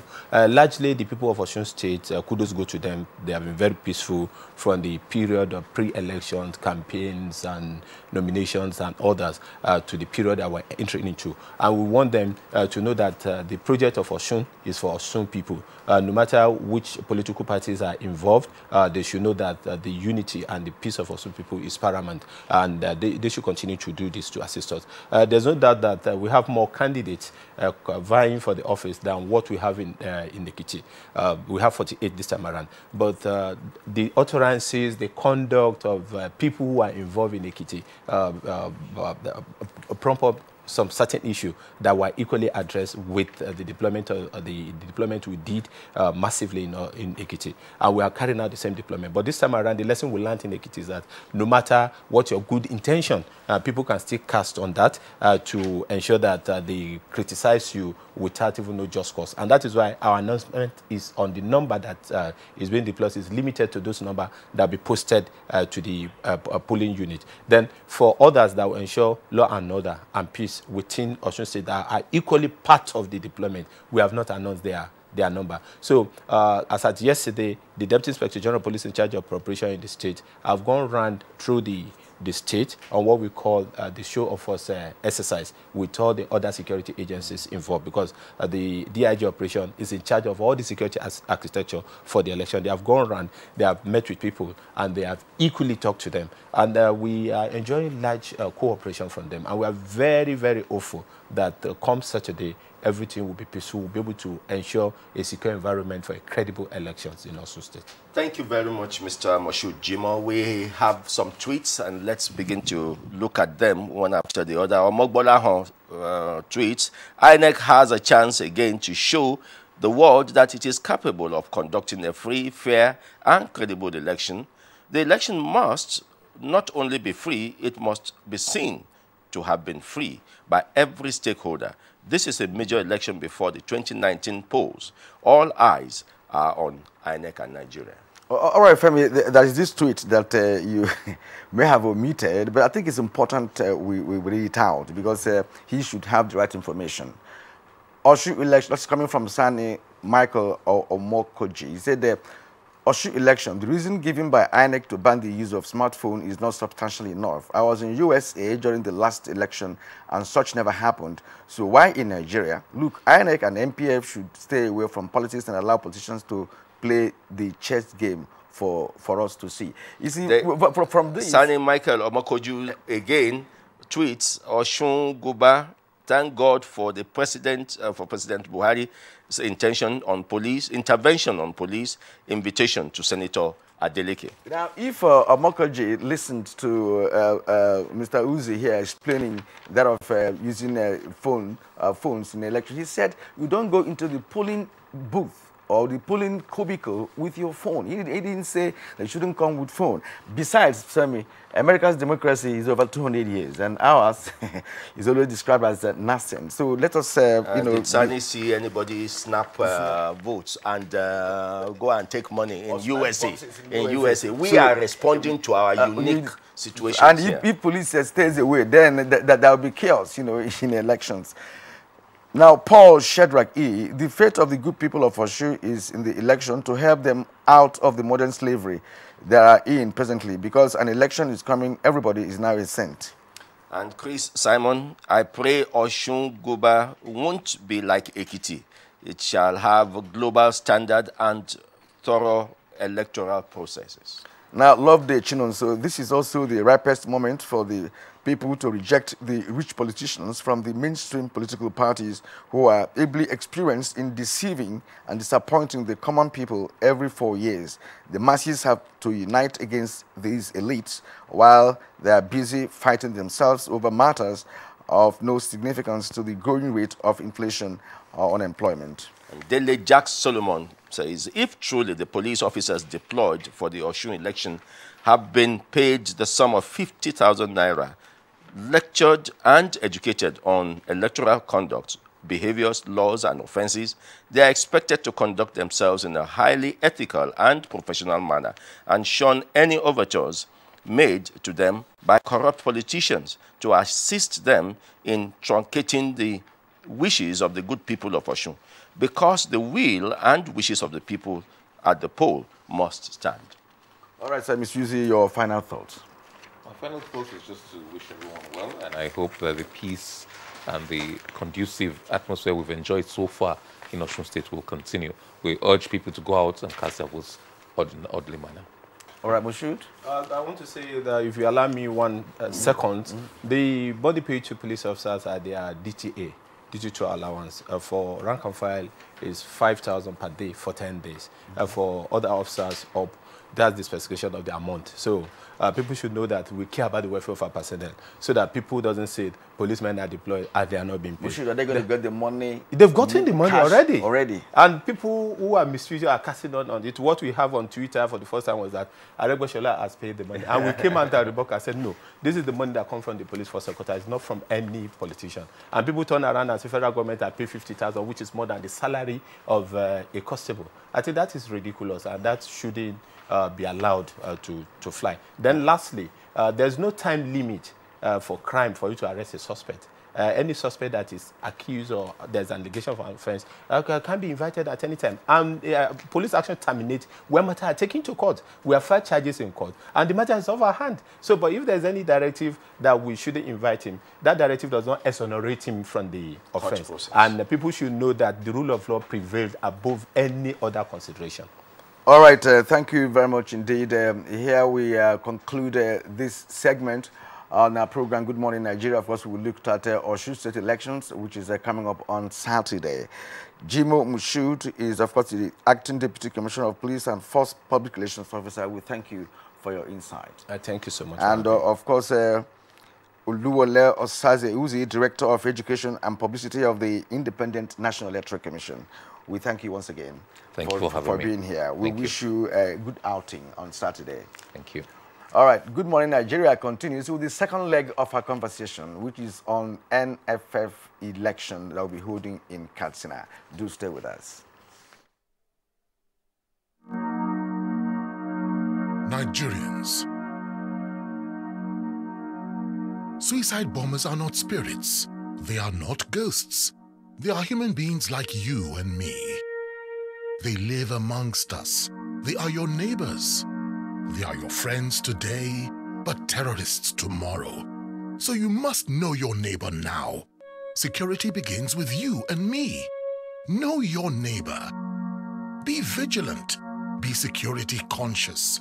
Report suspicious persons, objects, and movements to the police and other security agencies.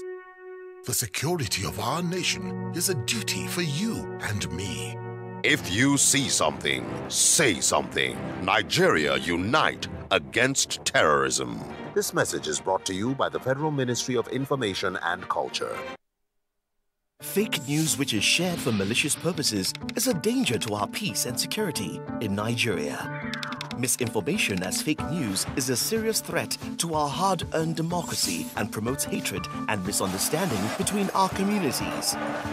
We are all responsible for stopping the spread of fake news in its tracks. So, always check the source and credibility of any news item. Say no to fake news. This message is brought to you by the Federal Ministry of Information. Oh boy, climb this thing now. Not be only to connect lights. Come you and yourself now. Now wow.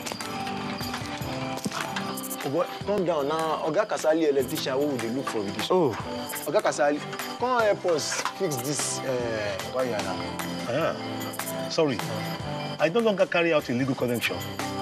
It puts the lives of people at risk and can cause fire outbreak and disrupt power supply. I will never be part of anything that has to do with this any longer because change begins with me.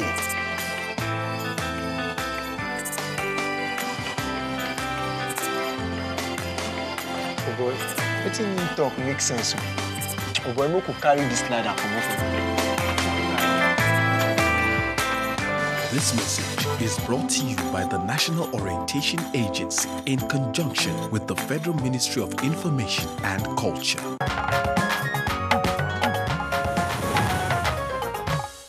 Now, who becomes the next president of the Nigerian Football Federation, NFF?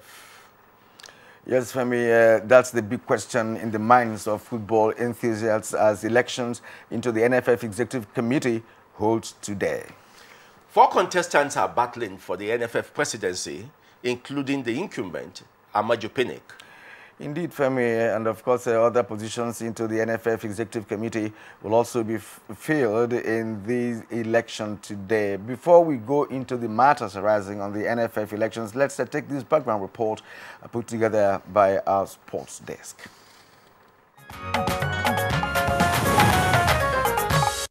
The Nigerian Football Federation, NFF, is the governing body of football activities in the country.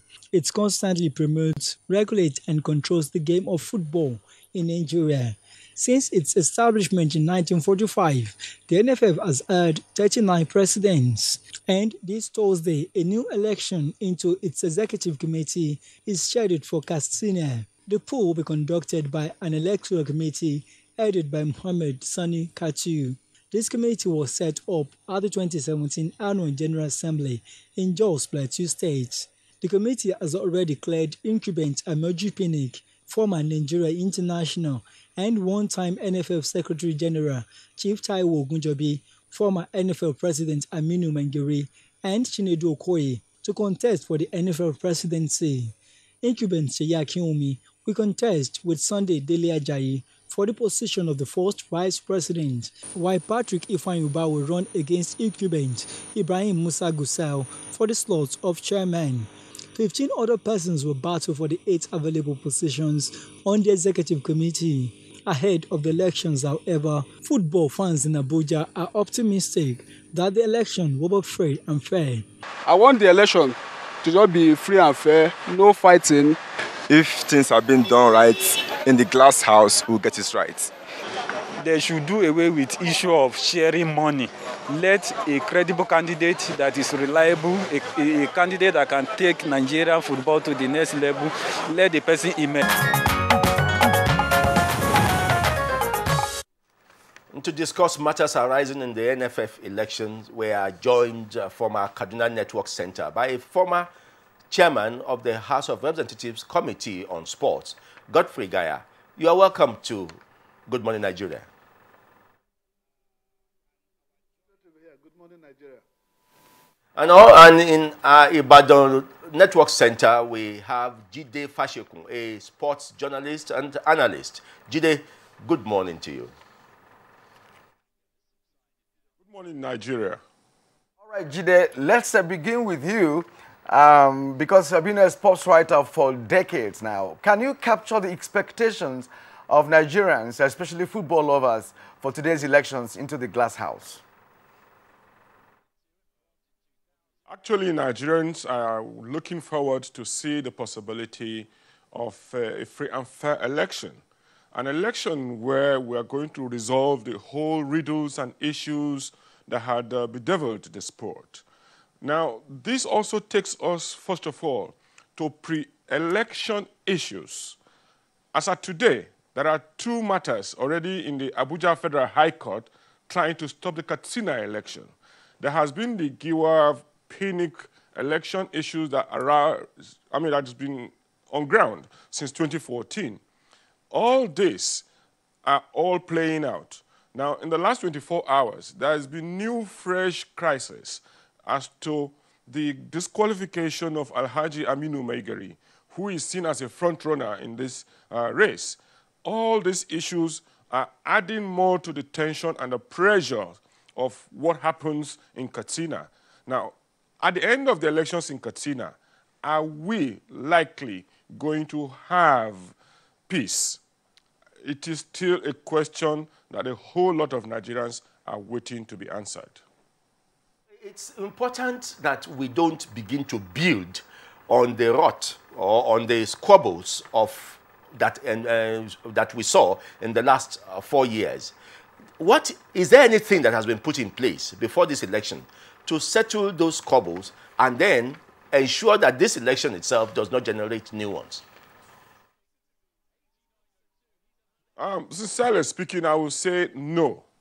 And my basis for saying no is premised on the fact, too, that every party, every interested party in the football issue, they are sticking to their own grounds. Nobody is willing to concede grounds. Nobody is looking at what is the national interest, what is the interest of Nigeria. Now, some persons are using FIFA to threaten the nation. Some persons have gone to court, and the court system is not allowed to process. Now, even in this election, what are the chances that after this election, that some persons who participated in the process will still not bring new crises into play? So something is fundamentally wrong. And the only basic thing that is wrong is the statute of the NFF itself is not being followed and respected. And two, that statute itself has not been able to capture what are the real essence of football administration in the country. So I think Katsina is just adding a new color to the kind of conflicts we will have to be maintaining and sustaining in the country. Sorry, please. Okay. I am very concerned that there doesn't seem to be confidence in the dispute resolution system of football, at least as it applies to Nigeria. There is the arbitration system for sports or for football. Why do we jump to the conventional courts instead of go through the FIFA arbitration system? Even our own NFF statute has its own arbitration processes within. Because, for instance, there is a provision in the electoral code of the FA which says that if you're not satisfied with the process of an election, the only body you can appeal to is the Election Appeals Committee. We saw in 2014, that committee took a decision, and the decision of that committee was spurned. And that is part of the reasons why some persons decided to go to the conventional court. Now, beyond of this, we had gone through a process of crisis that had led to the Adokia Amasiameka committee set up by the Nigerian Olympic Committee to set up an arbitration process in the country. But no minister has had the courage to now be able to now put that arbitration process into perspective. Now, if these structures are not in place, the only option that is then available for citizens under the Constitution of the Federal Republic of Nigeria is to go to conventional court. So we really need to go back to the Adokia Amasiameka committee report. And what do? We can actually put it together. Even election in other sports federations have been taken to regular courts. It shouldn't be like that. So the first thing we need to do is, can we first of all go ahead and implement that structure? Then now insist that from that moment, every crisis in football or any other sport must go to that committee. Thank you, Jide. In fact, from your position, it does seem that it is becoming habitual, for us to have contentious issues when it comes to NFF elections. It never ceases to exist over the years. And the irony of the whole thing is that FIFA does not recognize judgments by all these conventional courts. And now let's go to Godfrey Gaya in Kaduna Network Center. Godfrey, you must have listened to Jide. What is your own position with respect to, one, the election, and again, the lingering crisis in the upper echelon of NFF in Nigeria? It is very unfortunate that we have allowed the lingering issues in every election period to be the focus instead of zeroing in on the capacity of those that will eventually become the president of the NFF. You allow squabbles, you allow mudslinging, you allow old histories, you allow things that have happened in the past to want to determine who becomes president. For me, what we should have been thinking is looking at the candidates now and assessing what they are bringing into the NFF as presidents. We want to see clear manifestos of those aspirants. We want to see clearly what they are bringing into Nigerian football. We're still talking about the issue of financial independence by the Nigerian Football Federation. We're still talking about itself having autonomy as against it now being a parasitic under government. There are very fundamental issues. Nobody is addressing those issues. Nobody is committing the aspirant to those issues. Nobody is talking about a program if eventually somebody emerges. What we are bothered is who becomes. And that shouldn't necessarily be. In the last 4 years, it has been the election. Even at the World Cup, it was about the election. Who didn't go to Russia, it was about the election. Who is appointed into any committee is all about the election. So we have allowed electioneering to be the focus rather than what an aspirant is bringing into the Football Federation and administration. All right, I will remain with you, Godfrey Gaya. You were a member of the House of Representatives Committee on Sports. What role or roles did you play with the other members of the committee then to attempt to, of course, correct the anomalies that play out in the upper chamber of the NFF? We were very concerned, and we thought the NFF can only thrive when there's an enabling legal framework. So, in the 7th Assembly, we proposed a bill, an act to repeal the 2004, and then to establish the Nigerian Football Federation bill. We got it to the 3rd level, where even people from the outside, the chambers, were invited to make an input. But because of the squabbles and the way we say election as always the time for trouble, that bill suggested a tenure, and the tenure was supposed to remove this intense struggle to becoming the NFL president. When we put a time frame as what should be a tenure to who will be elected president, we thought that was going to bring some sanity, so that you know ab initio that when I become NFL president, I'm going to spend 4 years. Thereafter, you take a bow and you allow another election to bring in somebody. But of course, when that bill was ready to be ascended to, other challenges came. They said, no, if Football Federation must run in tandem with what FIFA obtains, then you cannot put a tenure restriction. People brought example of Sepp Blatter, Joe Haviland, and others to show that even in CAF, Hayatou was there until he was unable again to continue. So they thought if we put the tenure restriction to bring sanity to our football, that was anti-FIFA. And we thought, too, that every country has one peculiarity. If the acrimony that will always come to play before a NFL president elected can be reduced by putting the tenure, that we thought was a stepping stone towards sanity, towards having the correct manner of bringing in who becomes president and removing all this mutual suspicion. In fact, I'm surprised, pleasantly surprised, that today Pinnick is even going to be there. To me, it's a very big feat for him to be able to stand to this election. Previous elections have always made it impossible for the incumbent to dare attempt to get near the venue. We saw what happened to Megari, we saw what happened to Sani Lulu, we saw what happened to Galadima. None of these people who were incumbent president at that time was anywhere near the venue of the election. That issue you are raising brings me to the next question. That issue of incumbents not attempting to recontest, has it not been because of interference, to use the word which is thrown around, interference of government? Once government falls, once you fall out of favor with government, you are dropped, no matter what you have done. This interference thing, people use it when it concerns, when it favors them. When they are in office, government supports them and they get money. And then when they want to blackmail the NFF, they say government is interfering. How do we get around this so-called interference? The word interference has a lot of meanings, depending from which side of the divide you're looking at the word. When it favors the government, they talk about interference. When it favors NFF, they also see it as government interference. But I think if the NFF has a legal framework, has a document that will completely spell out its function, and that can remove it from the ambit of the government, then we can talk about an NFF that is very free, that can beat its chest and say, I am FIFA compliant. The way our NFF is today is not FIFA compliant. Why? Because government sees the NFF more or less as a parasite under the Ministry of Sports.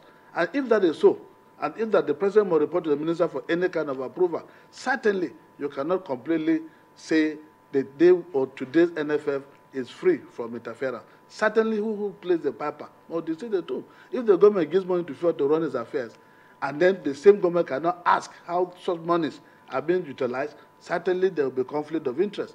And depending on which side you are, you can see that supervisory role as interference or not. Right. Thank you. Femi, let me return to Jide. Now, this issue of influence and other unfavorable activities within the, football realm in Nigeria, but brings some kind of imbroglio in the entire formation. Now, from your experience as a sports writer, mirror into today's election, and let us know your own views about what will likely happen. Likely, I think we are going to have a very quick election process. But the moment, for instance, that Megari is disqualified, it takes us back to what happened in Warri. Because in Warri, Shehu Diko, who was the front runner, was prevented from entering or even getting into Warri. Now, the NFF statute itself says that no candidate can be removed from the ballot 1 week to the election. So the Electoral Committee, for instance, cannot say Megari cannot run for one reason or the other again. Now, a breach of this is supposed to take us to the Electoral Appeals Committee. But will Megari get justice if he goes to the Electoral Appeal Committee? Now, beyond of all this, even if the election is free and fair and candidates go to election, there are fears too that some of these candidates have been induced just about the same issues that arose in the issues that were discussed before this segment on the inducement of voters. We already have allegations of inducement of voters, that they had been given money, they have been taken to Russia by the incumbent. But one thing I know is that all these issues, they are functions of the democratization of how do people enter the FA. It is not the people who invest money in football that are managing football in Nigeria. It is people who don't have business, who have nothing, no stakes, that are actually managing football today in Nigeria. So too many things are wrong. But today, I think the election will go through, somebody will emerge. There will be protests. But how much justice can they get if they protest? Okay, thank you very much indeed. There will be protests, and of course, the courts are waiting to hear complaints from... That would be another problem if you go to the normal court. Okay, Jide from our Kaduna Network Center, we thank you very much indeed. Jide Fashiku is a sports journalist, and he has been writing sports for decades. He's from Ibadan Network Center. All right, now, and from our Kaduna Network Center, we want to appreciate Godfrey Gaya, former chairman of a House Committee on Sports. Thank you both for being part of our program this morning. All right, next on Good Morning Nigeria is entertainment. Hey, music. Dr. Amir. Hey, money. Mr. Son. All she wants is whiskey and brandy. She want me standing. That's right, Harrison. All your fans want is you standing strong.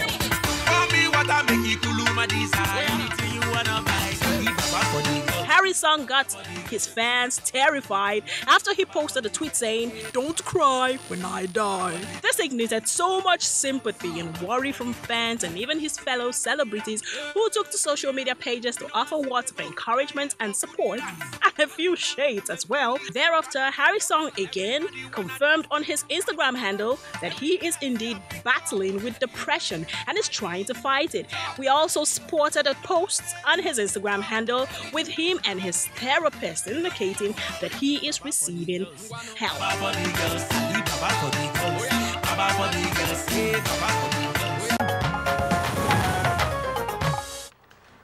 And now we go to entertainment news. Foreign news, sorry please, we take the foreign news. Cameroon has denied placing restrictions on persons fleeing the Anglophone regions of the country. A statement issued by the regional delegate for the Northwest region described the earlier report of the news as fake and unfounded. In a statement signed by a regional delegate says the press release published on social media on the 18th of September 2018 and purportedly signed by the delegate of transport for the Northwest is untrue. The reaction comes barely 24 hours after a communique purported that authorities in Cameroon were restricting movement of persons from the restive Northwest region. The document said people would not be allowed to leave the area without legitimate reasons.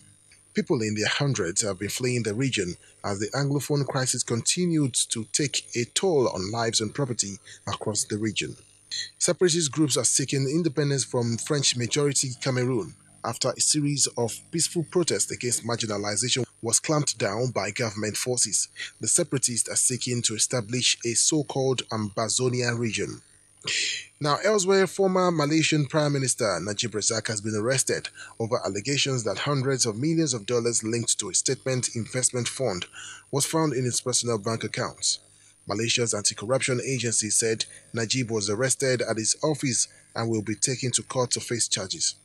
In a statement, the Malaysian Anti-Corruption Commission said it had arrested Najib as part of investigations into the 1MDB State Investment Fund and the entry of approximately $628 million into his personal account. So thank you very much for being part of today's program, and we'll join you again tomorrow for more happenings around. I am Femi Okewo, thanking you for being today's program. And Kieran Umayo is my name. Thank you for watching. Let's see you again tomorrow on this platform. From all of us here in the studio, the operational crew, and of course my colleague Femi, it's good morning and have a great day.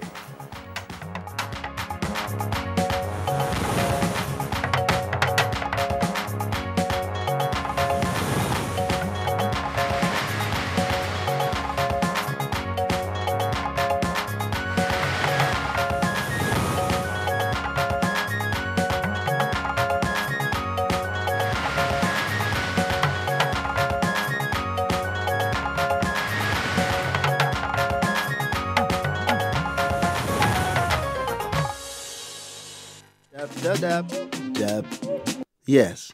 One day as I the dab they go. Now I see my neighbor on top electric pole. Don't be how my hold so. Before. So climb every day. Come on electric bill. You not gree pay. Waiting concern you for there. I beg you. Come over here. Okay, oh. I don't talk my own. As I dab reach house.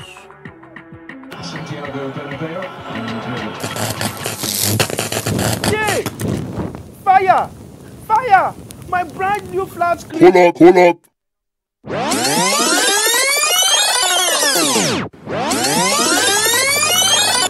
Waiting concern you for there. I beg you. Come over here. Government property, now my property. If you don't come down now, I go report. Don't be only report.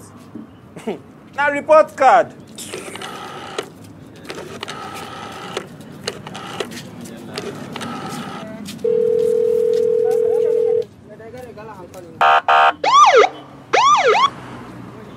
Dab dab dab dab dab dab dab dab dab dab dab dab dab dab dab. Yes.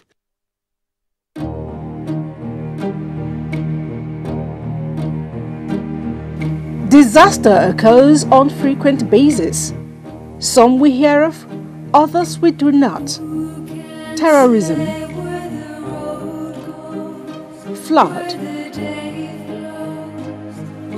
fire, earthquake, car or plane crashes, building collapse, and even armed robbery, each bringing assets and revenue loss, human mortality, and in 90% of survivors, great loss of hope.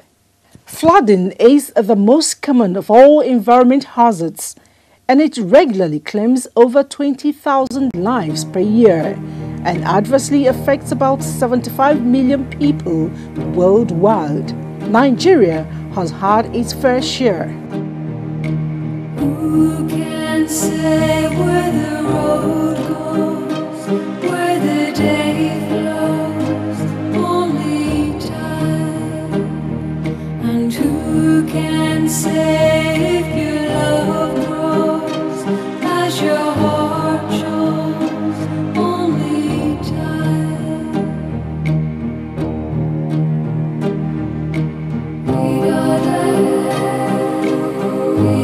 Emergencies, as the name implies, are not set out to happen, but they can be planned or budgeted for.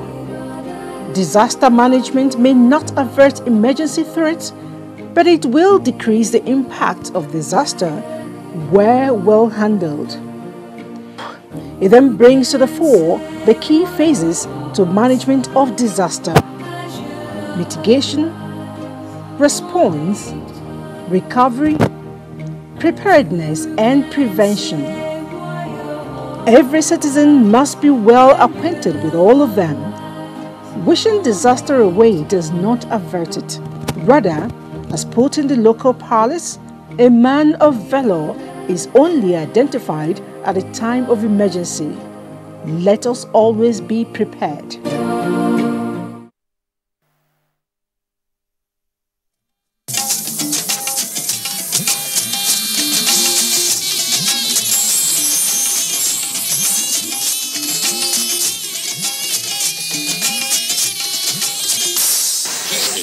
Service of the NTA.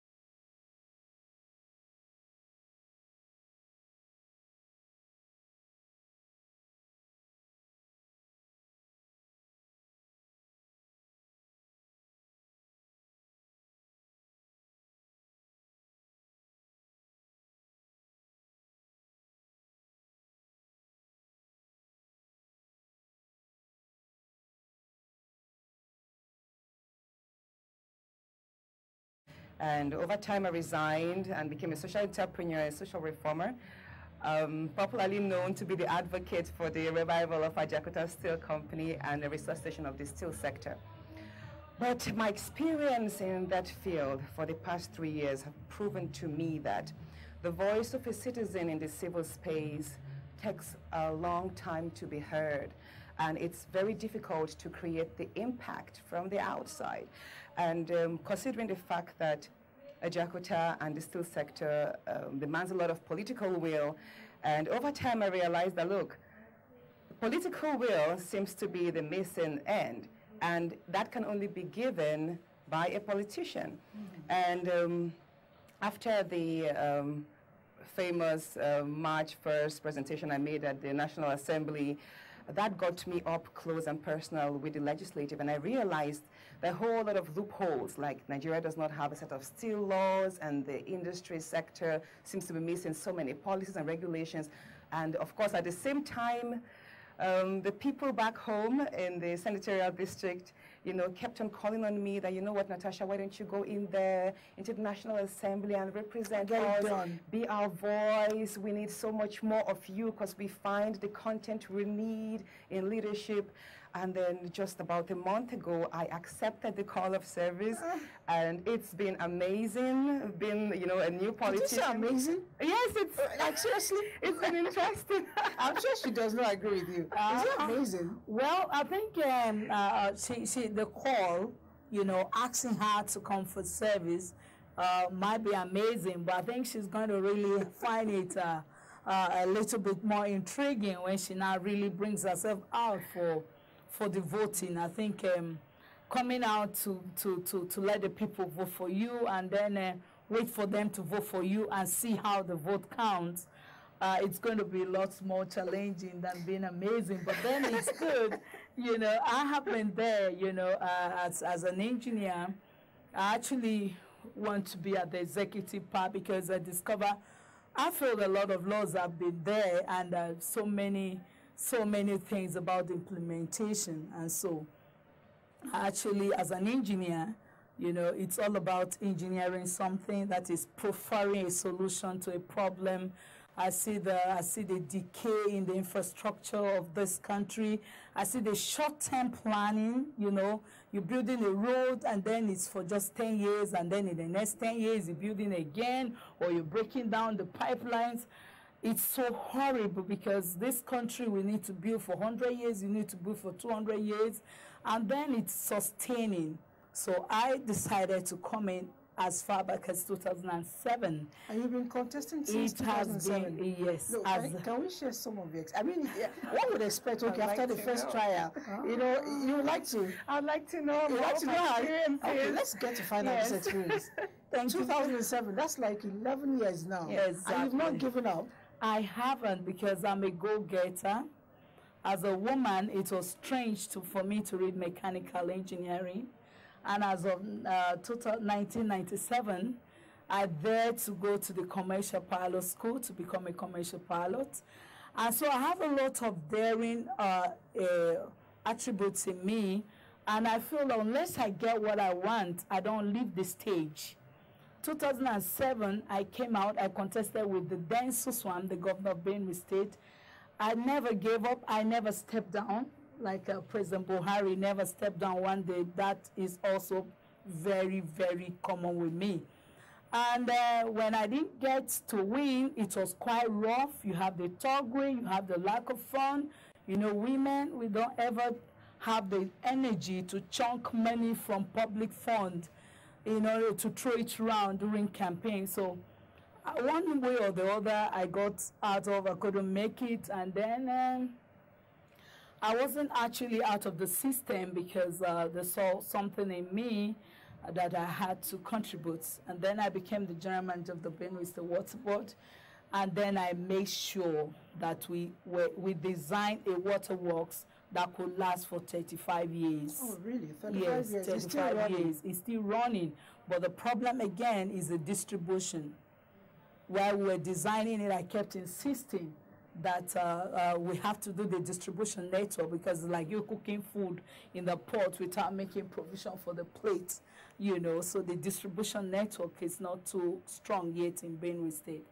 And then in 2015, that's 8 years after, I like, okay, my people are still there, and the general population of Nigerians are actually yearning for a mother. They're actually yearning for women. Because just like in the home, is a woman that brokered the peace between the father and the children. I tell you, Elizabeth, a lot of times when the children become notorious, the man just say, talk to your children, you know, because it's now heady. And so 2015, again, I came out, and it was rough. Then it was even so. You could see that the people are waiting for you. And then the very few stakeholders are like, no, you can't be there, you're a woman. Why do you want to be a governor? Governor, why don't you go for something less? But then I am here again. We're talking about women and politics. Yeah. And you have been with Nate for 11 years, you know, going for the same seat. Yeah. And even though it's not been considered for you, so to speak, you are still persistent. I'm wondering, what are those intricacies?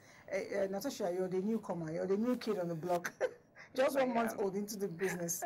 Anyway, I'm sure within 1 month, it's been stressful for you. Yes. You want to share this stress with us? As a woman, first, let me say, when I said it's amazing, that's because I love challenges. So no matter how tough a scenario is, there's a fire in me that builds up stronger and stronger, so I believe I'm up to the task. But it's completely different from what I've been used to my whole life. As a social reformer, I could run with an idea, prefer solution, and drive that idea within my space amongst those who believe in it. But as a politician, I've got to realize that it's about people. I need to connect with so many stakeholders. I need to get to know about the party regulations, rules. I need to, and like she said, the financial aspect of things, the publicity, and all of this is like I'm learning 1,000 lessons every day. I've also got to realize that you need to sleep less. Like a few days now, I've been going to bed at 4 a.m. 2 days ago, I was out till 5:30 a.m. So a lot of like this... you started your day 5:30 or... I went to bed at 5:30 a.m., slept for just 2 hours. Yes, it gets that. And also because I intend to be a politician with a difference, I want to be able to develop my content. So I still find time to read more political books. I've identified some mentors around the world and people like politicians I'd like to be like Barack Obama. And of course, I read legacies of Awolowo And MK Abiola, yes, because I'm a social democrat at heart. I believe in the power of the grassroots. And also, I've identified a lot more with female politicians because in Nigeria, I could tell that we can all see that when you look at the participation of women in politics in Africa, Nigeria lacks really low, like about 5.6% of women in leadership authority as against Rwanda that we have 68%. I mean, you can see that there are countries that deliberately provide a space for active women participation. So that's one of the reasons why I was like, okay, you know what, enough of playing the game from the outside, trying to seek reform, I need to be in there. So, like... no, I'm just kind of curious. You say you sleep less. Yes. How do you manage to keep up? 2 hours a day? The doctors say 8 hours, 7 hours, minimum 6 hours. I think the body... So, I mean, the body adjusts in a way... Adjust to 2 hours? Yes, but then what happened, I told you when I came into the studio, if there was some quiet moment, I would rather just sleep, catch a little nap here and there, like power naps help a lot. Does that explain why some senators sleep in the house? I guess somehow there was a... Did I say that? Yes, you did. But you know one thing, you actually, I think it's about self-balance, the body adjusts. But another thing I noticed in politics now is the sensitization of the electorate is very necessary because Nigeria, especially in my place, Kogi State and Kogi Central, is highly political. Everybody, every youth aspires to be a politician or aspires to hang around politicians. So that's the way, a way of living.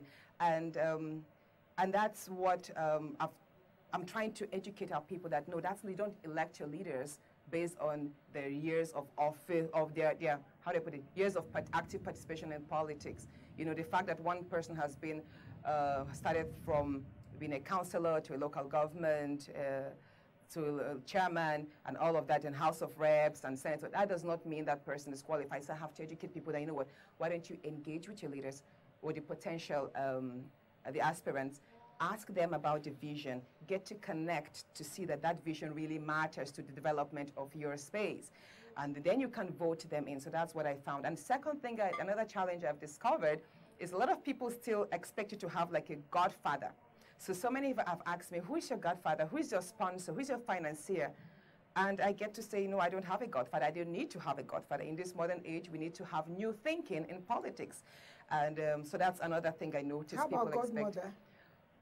Well, because we haven't had that many women in politics, we have women entrepreneurs. So we do have, like in my entrepreneurial space, I do have women I look up to in terms of business and getting some smart ideas here and there. But when it comes to politics, we don't have a godmother yet. And I don't think we should get to the point of having a godmother. Yeah, that's another problem I've discovered again is conforming with political ideologies. I find even if they could have a space, I've interacted with the people at the national of APC and say, okay, if you could have your manifesto to include more grassroots-oriented programs or more women inclusion, more women participation in politics. So it's about reforming the political documents themselves. I would say this openly, when I went through so many, the political, the manifesto that adhered most to me is the UPN, because I went through that, which Awolowo campaigned with. That's fantastic, and it would be good if other modern political parties do make their manifestos more responsive to the social need in the grassroots so as to bridge in the gap. So by and large, these are the basic challenges I've discovered: voter sensitization, how to choose the right leaders, not looking down on women, because at the convention we had, the Women's Summit we had a few days ago, where the APC chairman spoke, he said, in modern times, it's not about muscle power that brings a leader, it's about the brain power. And God did not design the brain of a man to be larger than that of a woman. We all have our capacity. And whatever qualification you're looking for in a man, you can find as much more in a woman. In addition to that, we are more compassionate, women are more loyal, and like Madam said here, that we are nurturers of a society. And I think every woman should be given an opportunity to translate her mothering skills, which she applies at home, into building a society. And that is one thing that Rwandans have actually put in place. You know, when she was talking with me off camera, she actually mentioned this brain aspect. She said the brain of a man is not different from the brain of a woman. But I see there's a lot of stigmatization on women who are in politics. Natasha, you're new in the game, but I know that Adachege here, it's an old guru. How do you deal with a lot of times? Anyway, let's just spill it. Some people think women who are in politics do the dirty deal. You know, they are no longer women. They don't care for their homes and all that. I've seen your children. I've seen your son. You can be one of them actually. Yeah. So how did you manage to build your home? I still want to know. And are those stigmas really correct? No, they just the make believe. They're just that thing that they throw there to make sure the woman shies away and run far away from the political front. But for real, it depends on that particular woman. It just like in the case of the male counterpart, it's from one man to the other, their behaviors. So also is the women. But this particular notion you just put forward now keeps a lot of women into their homes and make sure they don't even come near the political space. Because but they're scared of being stigmatized. Exactly. But for me, I would like to tell you that I'm this girl that was born to make it happen and to prove that the women are not less a human being than the men. I got married at the age of 18 and I was in the 100 level reading mechanical engineering. That was a male-dominated world. We're 72 students with only 2 women. And I tell you, I gave birth to 3 kids while I was in the school. And so this is 29 years in marriage. I'm 29 years. I'm a grandmother, forget the look. I'm a grandmother. And God has given me the grace to relate with my husband, my children, and my grandchildren, while I'm still giving honor to our political elite. Wherever you are, traditionally, religiously, wherever, we must give honor to those who honor belongs to. But then I completely oppose this system of a woman cannot be in politics. She cannot go out in the night for meetings because she's a woman, or somebody is going to use her. But you went out in the night sometime for a meeting. I remember it was in the papers, and you had an accident. Yeah, had an accident? No, I go out at night, but not, I never had an accident with one. Kind of maybe attack or something? Oh, that was during the campaign. During the campaign, that's why we talk about violence, the thugs, There was a time my campaign train were actually being fired directly at. And what I did, I would like to let you know, Elizabeth, that we were there, and then they started shooting, and then we ran off. The police actually protected me, and I ran off to the police headquarters, and I stood there and I said, I need more policemen because I'm going right back to that field. Nobody's going to scare me from this campaign rally because all they do is they come and give you a shot here and there, shoot at you and the rest, and then you keep off, and then you just run away. And so I stood at the police headquarters and I demanded that they give me more security. And I tell you, I went right back that very day to that field. You weren't scared? No, because we are all Nigerians. Right. Can you do that? You don't get me killed because I must get my points into the society. We have to make this country a better society. We must include women. The president said the other day at the Women's Center that this bill must be passed. And I know it will be passed. And I know that the national chairman of the parties were expecting nothing less than 30% in all spheres. Like you talk of 36 governors, we shouldn't have less than 10 female governors. For Christ's sake, this country is about to go into a very, very, the tension keep building up. You need female governors, you need female senators, enough at the House that will be like, oh, as the Igbos will say, Cherry, what's going on? Yankuri, take it easy. There are a lot of women need to come in this 2013 before we boil up this country. 2019. Sorry, 2019. Before we boil up the political sphere. But I tell you, it's not funny, but then a lot of women, I know she's also so strong, and I know a lot of women out there are going to She's the jump bites. Yeah, but I'd like to say something. And I appreciate the fact that in your state, probably women are probably been picked up to an extent as the weaker sex. But in mine, because I'm an Ibira lady, and we actually, our women are very strong, and we run a lot of the local economy. We're the farmers, we weave clothes, and we know typically Ibira woman is extremely strong, and she's recognized there for that. So I have not had people point at my gender as a problem. As a matter of fact, I've got a huge lot of acceptance with that, because also, you know, advocating for the steel sector, that's predominantly a male-driven area, and I was able to do that so well. I mean, few months ago, we got the National Assembly to expunge Ajaokuta from the privatization list, and we created $1 billion lifeline funding for it. So, and that's a milestone we've achieved. So people don't look at me as, oh, she's a woman, you shouldn't be out there in leadership. We shouldn't. People don't look. I think I have a lot of acceptance in that. Now we have a lot of women. Good. And at home, 80% of the voters are actually women. So I think when it comes to that, I'm quite comfortable. The Market Women or the Clothers Association, everyone has been so supportive. You know, but I keep wondering, because what you just mentioned, our population census tells us that we have a lot of women in this country, much more than men. And what's stopping us from actually clinching, even if it's the highest seats? I don't know. What's the problem? Why don't we vote ourselves? Hello. You know, when I talk about experience, I talk about what I've seen, I talk about what is available right now so that we can move to the next stage. The last few days, we got the statistics of women participation in the present corridor of power, which in Nigeria is just about 6% thereabout. You know, why the women have this attitude of not being able to go in, there are two major problems.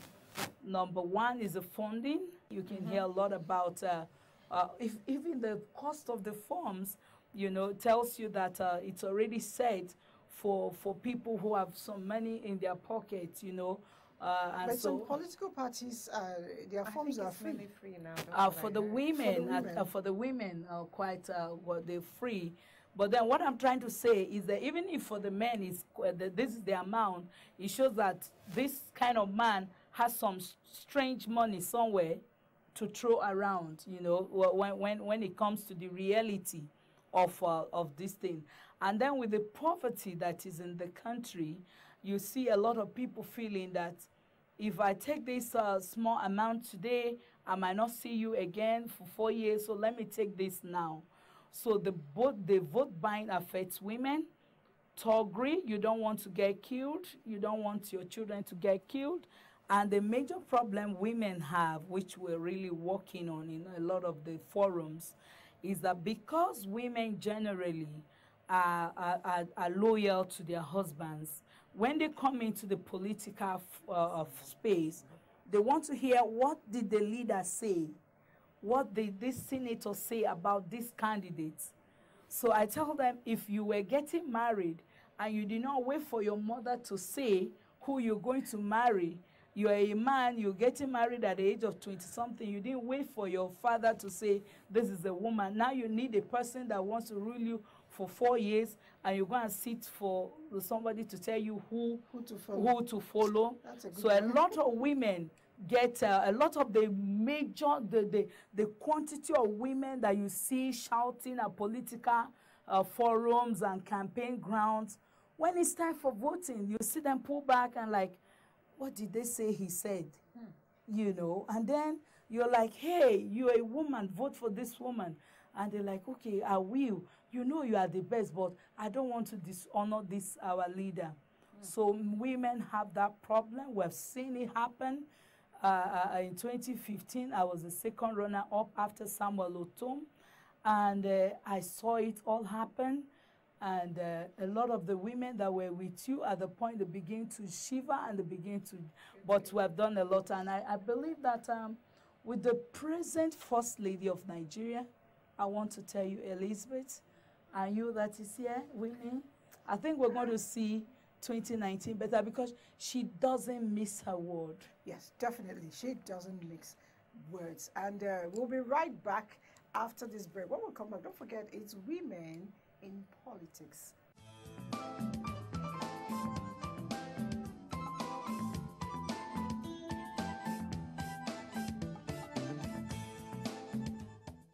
I don't think in gender boxes at all. I just get on with it. A man that would dare to ask the wife, who do you think you are? That is a real man. In fact, our husbands are our firstborns. The husband needs more attention than even the children. It's not only about work, it's not only about family. They need to take the time to look after themselves, and we don't. We don't do that. They took my money. I paid every fees. I never asked to be hoisted as a governor. I wanted to be allowed to go out there and contest for the position of governorship candidate first. There's nothing greater than looking back and seeing that while you were aspiring, you were able to inspire others. Power to women. Yes, we need to have more women, more multitaskers around Nigeria to get Nigeria working. Definitely.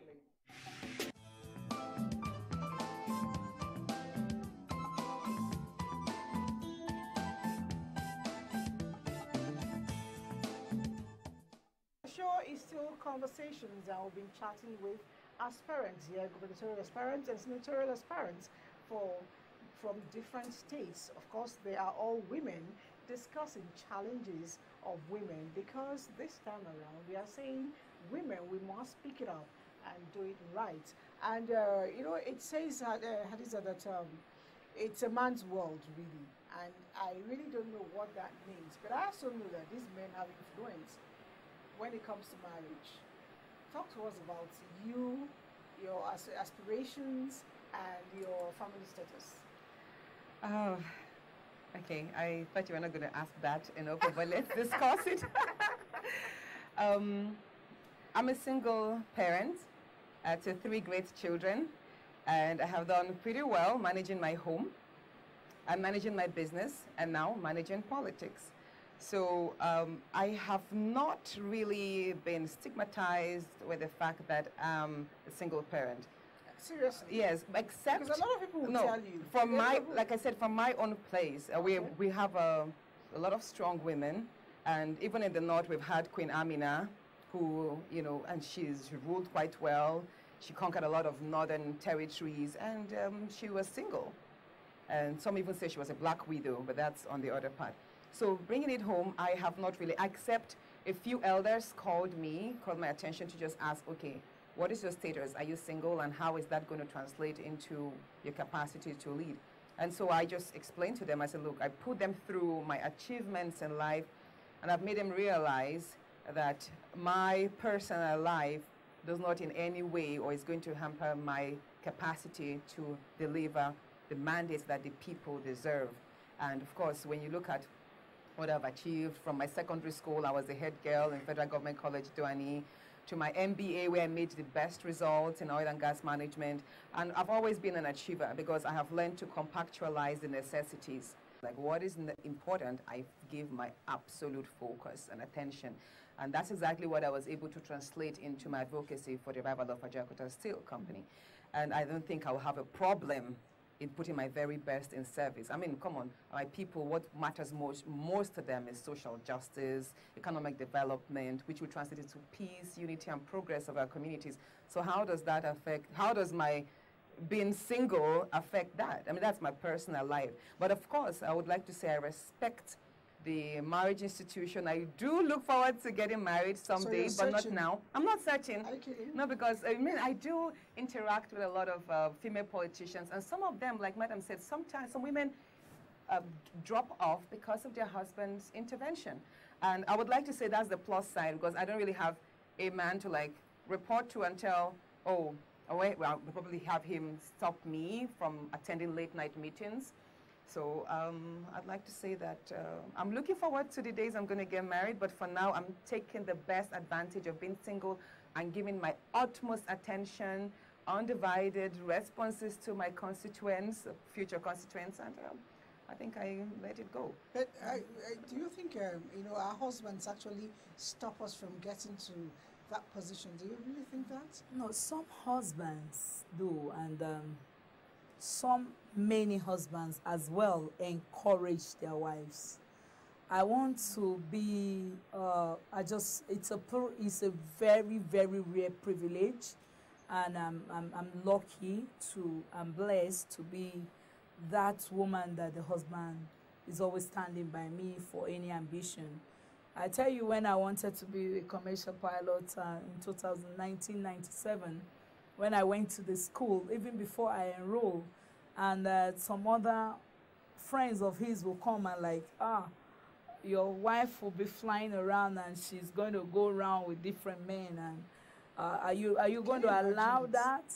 And you know what he said? He said, when she finished flying and she comes down, is she going to be my wife still?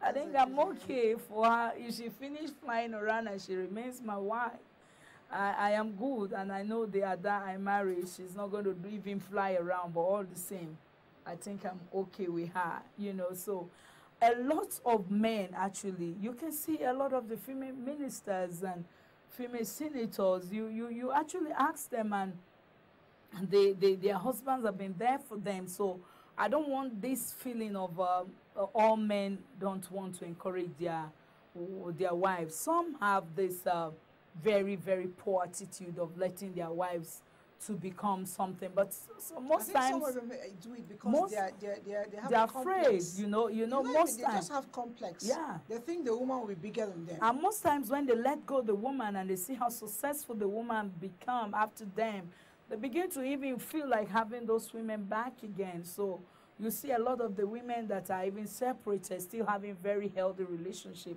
with the husband that were not actually comfortable when they were taking some moves while in their home. So I think by and large, it's marital status for women is a lot factor, but then a lot of women have a cell beyond marital status, just like so many examples. You can't just stop naming them.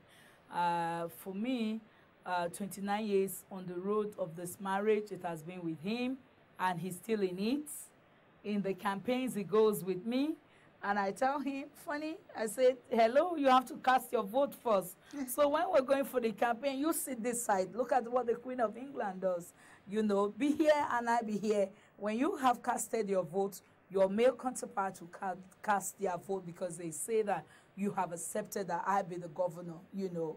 And he laughs over it. I say, if that is going to give you happiness, if that's going to make you to serve these people, because he knows what is in me, and you know, and so as a mechanical engineer, I rose to be a fellow. I'm a fellow of the Nigerian Study of Engineers as far back as 2012, you know, and that's like being a son. You know, a lot of people don't know the engineering ranking, but they know a lot about barrister, you know. When you are a son, it's like a fellow in the Society of Engineers. So I'm at the peak of my career in terms of engineering. And then in terms of this particular race, he has been there. He has been there all along. I will not hide it. And the teen people, generally, they place and marry to, they just have a great way of supporting their wives. And that's the only thing that gives me the confidence to say I want to be governor. Because my husbands have a lot of value for their wives, and they know their wives are their strength. And then the culture in Benue, why I'm very confident, Elizabeth, I tell you, this 2019 is going to be a different story. I'm confident because the two culture where I come from, the Idoma and the Tiv culture, they actually diversify to merge at me. The Idoma culture says that the woman's inheritance remains with her fathers, and then the Tiv culture says the woman's inheritance is in her husband's. So for the Tiv man, because I'm married and have a child with them, I am entitled to everything a Tiv man is entitled to, because they look at it like I'm trying to pick up for their own children. And then for the Idomas, it's like 9 local governments over there. And their belief is that you're a daughter, wherever you go to, you're married to an Iranian, you're married to an American, you're married to a T person, you're always an Idoma child, and whatever is your inheritance, you're good to come and pick it any day. And so politically, that brings you to a lot of culture affects women, especially marriage, when you're talking of status. That's why I'm bringing the culture But do you out. seriously think that when women succeed politically, you know, they become, so to speak, administrators, leaders, be it in the states, the Senate, or local government, wherever, are they still able to perform their functions at home, like go to the kitchen and cook, you know?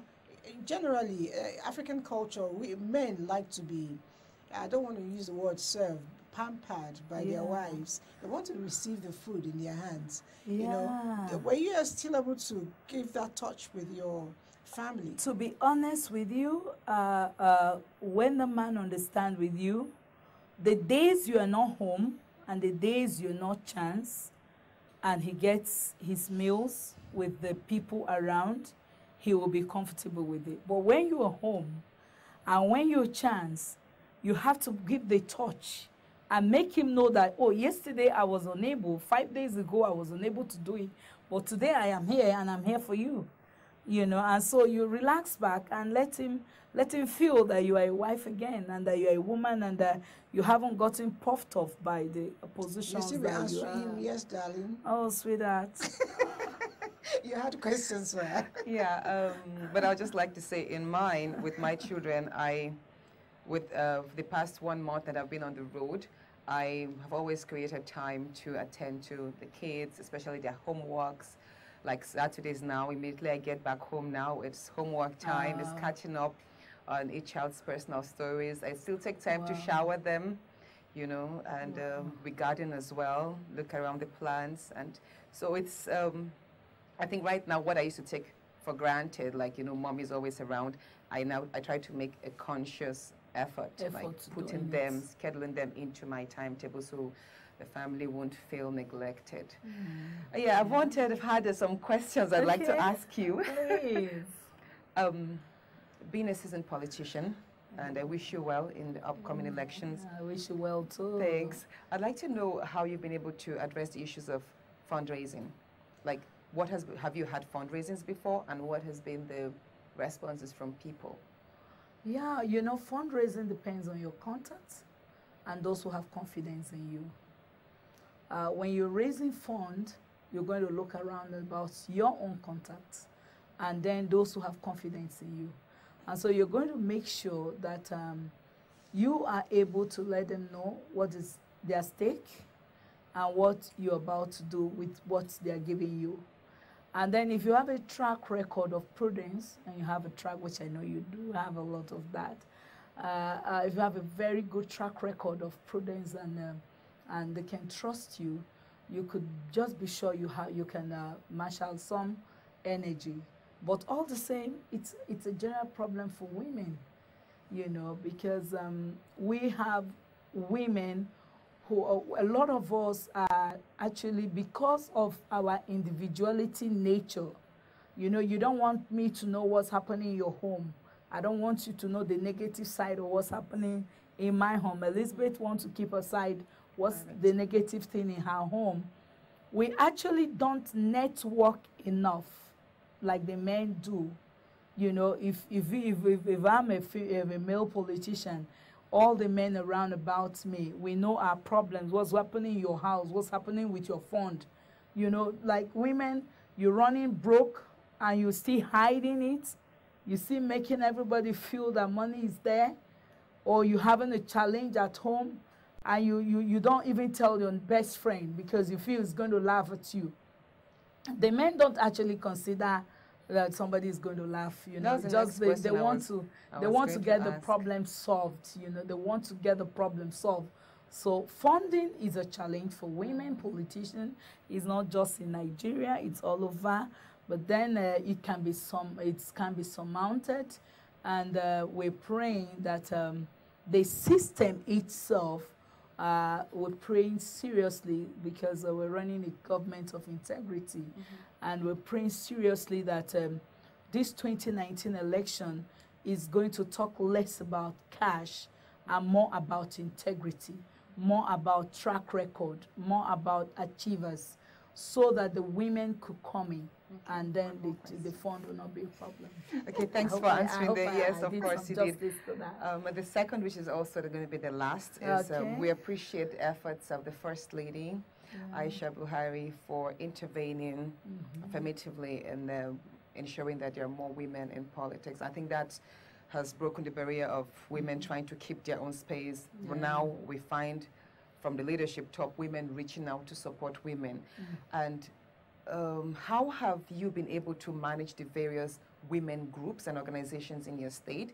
And how do you think has been their responses? Like, of course, you talked about women supporting you, and towards the end, probably because their husbands or someone at the top told them, you know what, this is where my vote is, and I expect you, the women, and because culturally women are known to be submissive and obedient. So how do you think you're going to break that? Not like I'm trying to say women should be rebellious, because if you recall that day, Dr. Laraba Shoda said, she reminded us about the Aba Women's Riot, but talked about peace and strategy and implementation. So are there strategies you would want to engage the women organizations with to ensure that those women groups who have told you now that, yes, we know we are the majority electorates and we are giving you our votes till the very end, so that they don't pull out? Because that's, I want to know. You know, I've engaged a lot of women across the years of my political ambition. I want to inform you that I have the Adachenge Divine Foundation. It's a foundation deliberately structured out to help women. We give out loans to women without interest. You know, you like use it for 3 months. You'll be surprised that women just need like 30,000, 40,000 to turn around their minor and micro businesses. And so I have a full NGO, a full foundation, Adachenge Divine Foundation, that takes care of a lot of these organizations and women forum around. And I tell you, we've done it over the years, and so each time you want to be more, you want to be better than you were last time.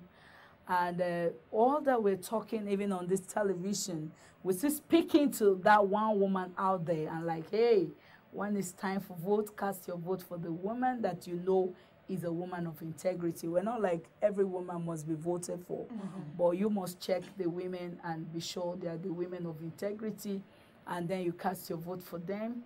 And then as we also relate to the men, we can't exist on our own, you know. So I'm not just taking along the women, I'm taking along the men a lot.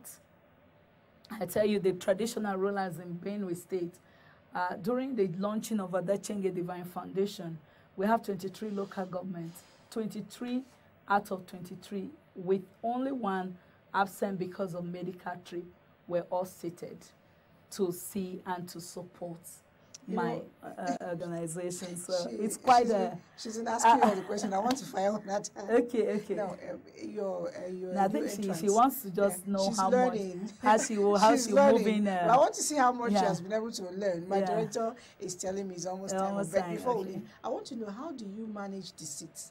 Because I know one of the reasons why I really can't be a professional politician, so to speak, is I can't stand stand liars. For now. I can't stand people who are double-faced, you know, but I know that they will always come to you. Either they are looking for a way to siphon money or one thing or the other. I really don't know. How do you manage these things?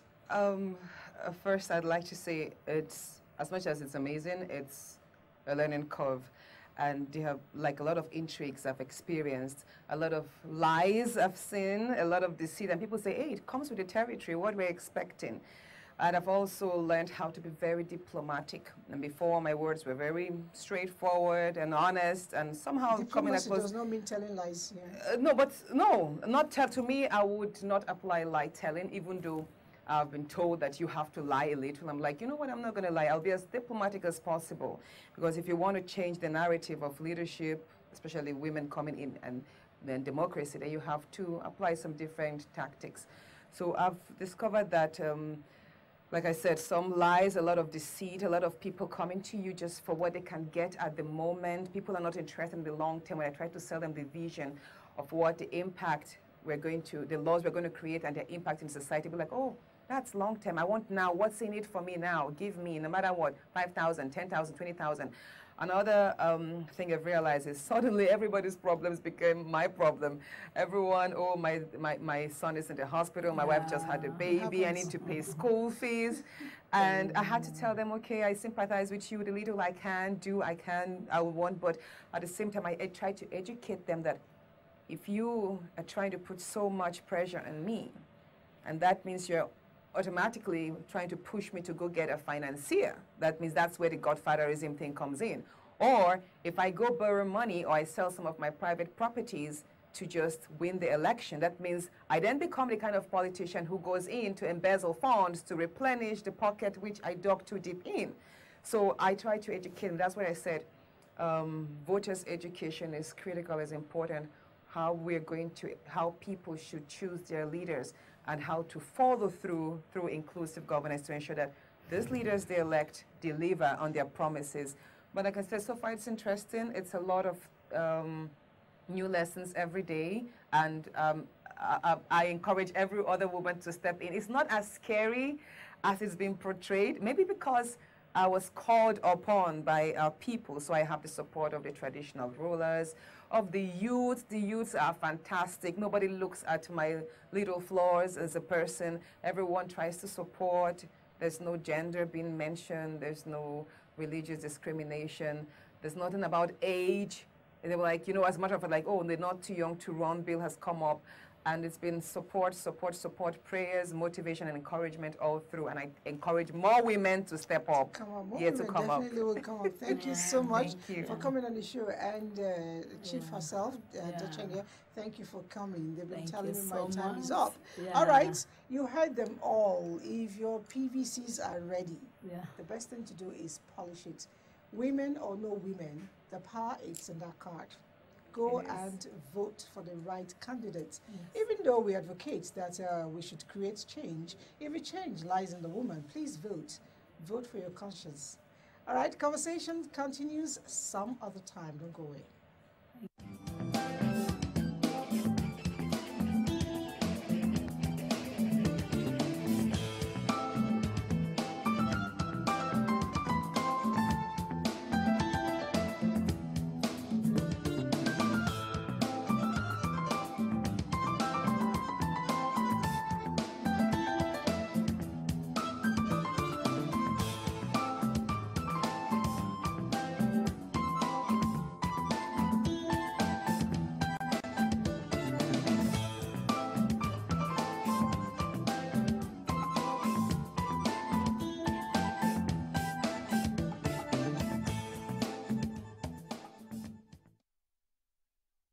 They said is a political animal, and when I say man, it is generic. But a lot of times we seem to leave the politics or political arena for the male folks, so to speak. The events of recent past has actually told us that it is not just for the man, it is for the women. But then, do we have enough strength? Do we have enough space? Do we have enough charisma? Do we even have financial muscle to be able to contest with the male folk within this political arena?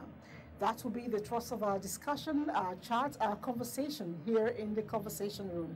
Thank you for joining us. I am Elizabeth, and I have lovely ladies with me here, and we'll be doing, masticating this topic all around. The good thing is that the women with me are political aspirants to one seat or the other, and let me leave them to introduce themselves. It's quite an honor to be here discussing this very important topic. My name is Barrister Natasha Hadiza Poti. I'm a senatorial aspirant, Kogi Central District. Thank you. Okay, and I have the daughter, Diada, from Benue State. And I know you're vying for gubernatorial seat. Right, very right. You always get it right. Elizabeth, it's wonderful being with you. I'm so happy to see you here. We quite spoke a little while before this stage. I'm Engineer Dr. Roslyn Adachenge from Benue State, and I am vying for the position of the governor of the state. Your Excellency. Thank you very much. All right, we'll continue with this discussion. But, you know, when I say women and politics, a lot of people raise eyebrows. And I'm going to go out there and find out with people, you know, within the streets. Are Nigerians ready to vote for a woman as female president? Let's see.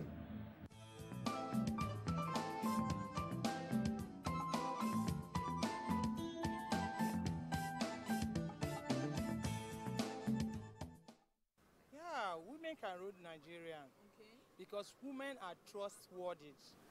They are sincerely from their hearts. Whatever they do it best.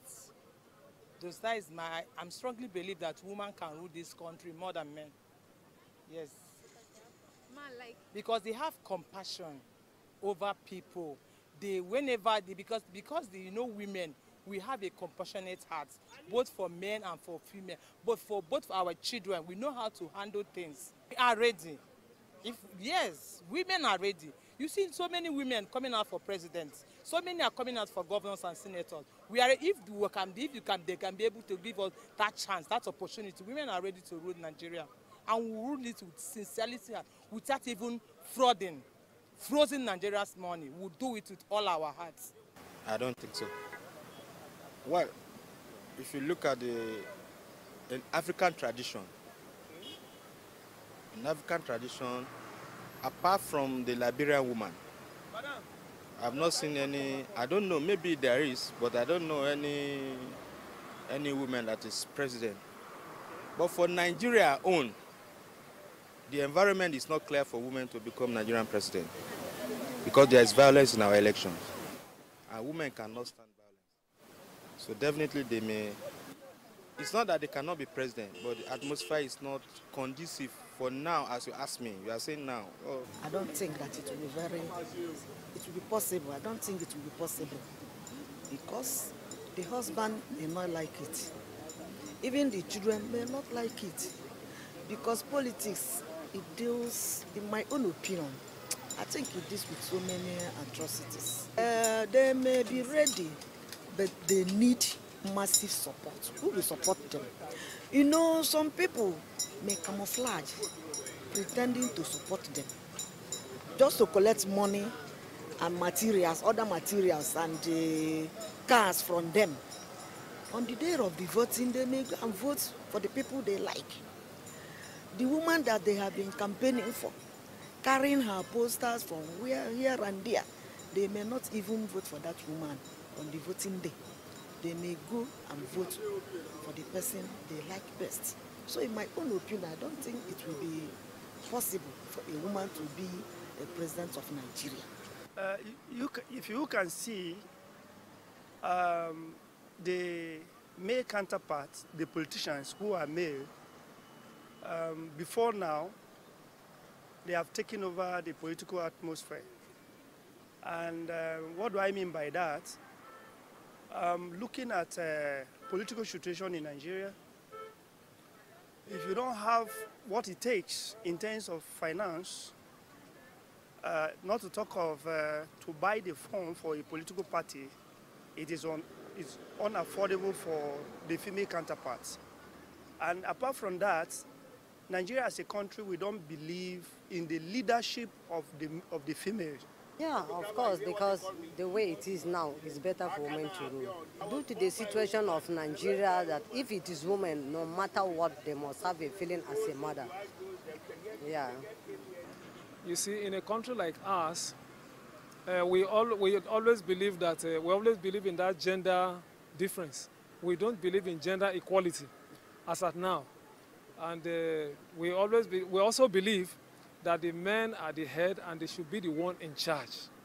But that is not to say that if women are given the chance, they will not be able to do same or even much more better.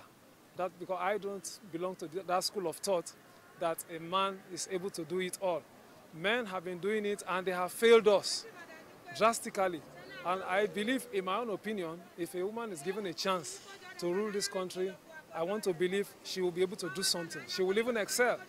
To my own opinion, I don't think they are ready.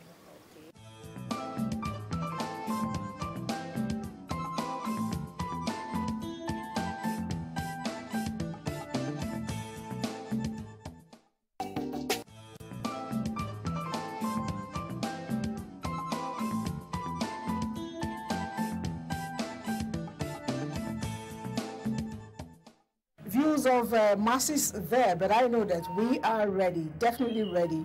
And with two of you sitting down here, I believe that we'll take our women folk, well represented, our discussions well trashed out. But I'm wondering, Natasha, when I knew you, you were in the university studying law. Right. I never thought you'd be this.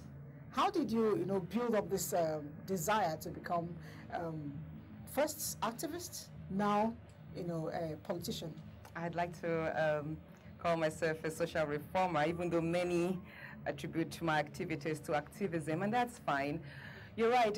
Back in the days in university, I never thought I was going to get into politics. And I was just a regular girl with big dreams. Found myself in the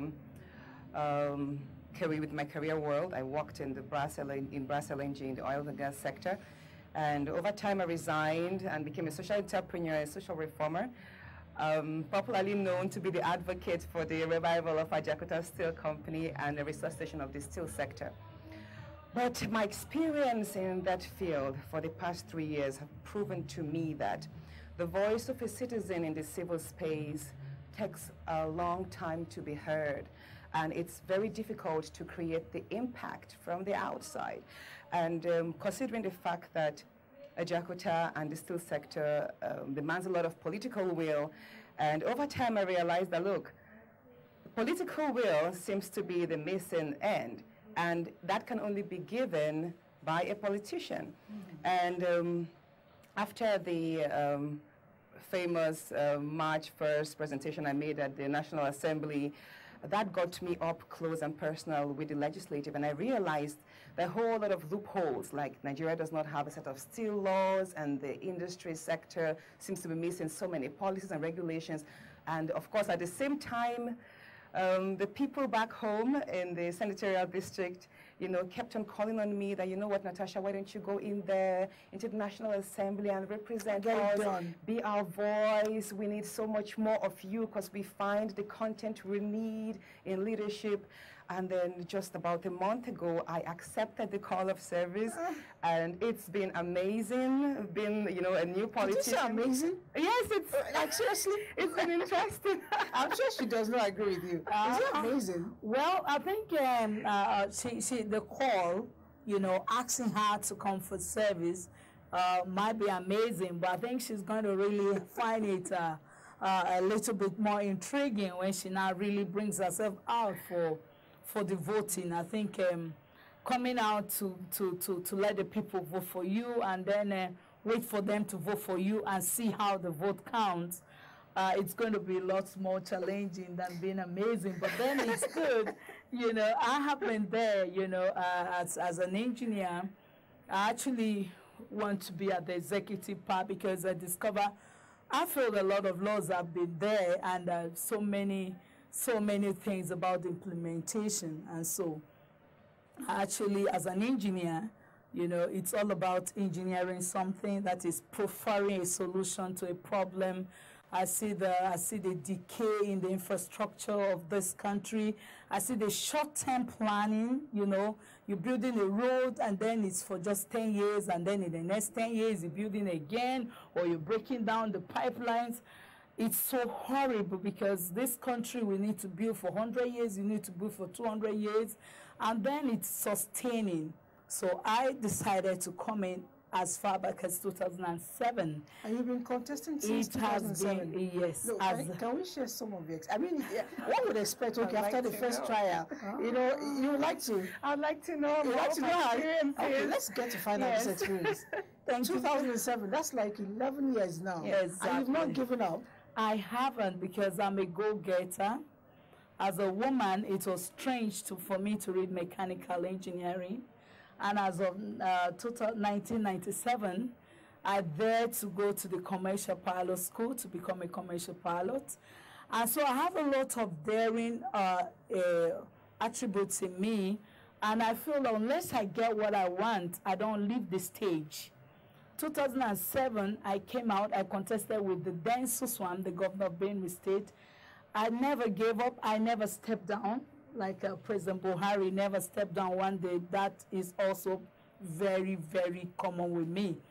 And when I didn't get to win, it was quite rough. You have the thuggery, you have the lack of fun. You know, women, we don't ever have the energy to chunk money from public fund in order to throw it around during campaign. So one way or the other, I got out of, I couldn't make it. And then I wasn't actually out of the system because they saw something in me that I had to contribute. And then I became the general manager of the Benue State Water Board. And then I made sure that we designed a waterworks that could last for 35 years. Oh, really? 35 yes, years? 35 years. It's still running. But the problem, again, is the distribution. While we were designing it, I kept insisting that we have to do the distribution network, because like you're cooking food in the pot without making provision for the plate, you know, so the distribution network is not too strong yet in Benue State. And then in 2015, that's 8 years after, I like, okay, my people are still there, and the general population of Nigerians are actually yearning for a mother. They're actually yearning for women, because just like in the home, is a woman that brokered the peace between the father and the children. I tell you, Elizabeth, a lot of times when the children become notorious, the man just say, talk to your children, you know, because it's now heady. And so 2015, again, I came out, and it was rough. Then it was even so. You could see that the people are waiting for you, and then the very few stakeholders are like, no, you can't be there, you're a woman. Why do you want to be a governor? Governor, why don't you go for something less? But then I am here again. We're talking about women and politics, and you have been with Nate for 11 years, you know, going for the same seat, and even though it's not been, you know, considered for you, so to speak, you are still persistent. I'm wondering, what are those intricacies? Natasha, you're the newcomer, you're the new kid on the block, just 1 month old into the business. Anyway, I'm sure within 1 month, it's been stressful for you. Yes. You want to share this stress with us? As a woman, first, let me say, when I said it's amazing, that's because I love challenges. So no matter how tough a scenario is, there's a fire in me that builds up stronger and stronger. So I believe I'm up to the task. But it's completely different from what I've been used to my whole life. As a social reformer, I could run with an idea, propose solution, and drive that idea within my space amongst those who believe in it. But as a politician, I've got to realize that it's about people. I need to connect with so many stakeholders. I need to get to know about the party regulations, rules. I need to, you know, and like she said, the financial aspect of things, the publicity, and all of this is like I'm learning 1,000 lessons every day. I've also got to realize that you need to sleep less. Like a few days now, I've been going to bed at 4 a.m. 2 days ago, I was out till 5:30 a.m. So a lot of like this, you started your day 5:30, or I went to bed at 5:30 a.m. Slept for just 2 hours. Yes, it gets that, and also because I intend to be a politician with a difference. I want to be able to develop my content, so I still find time to read more political books.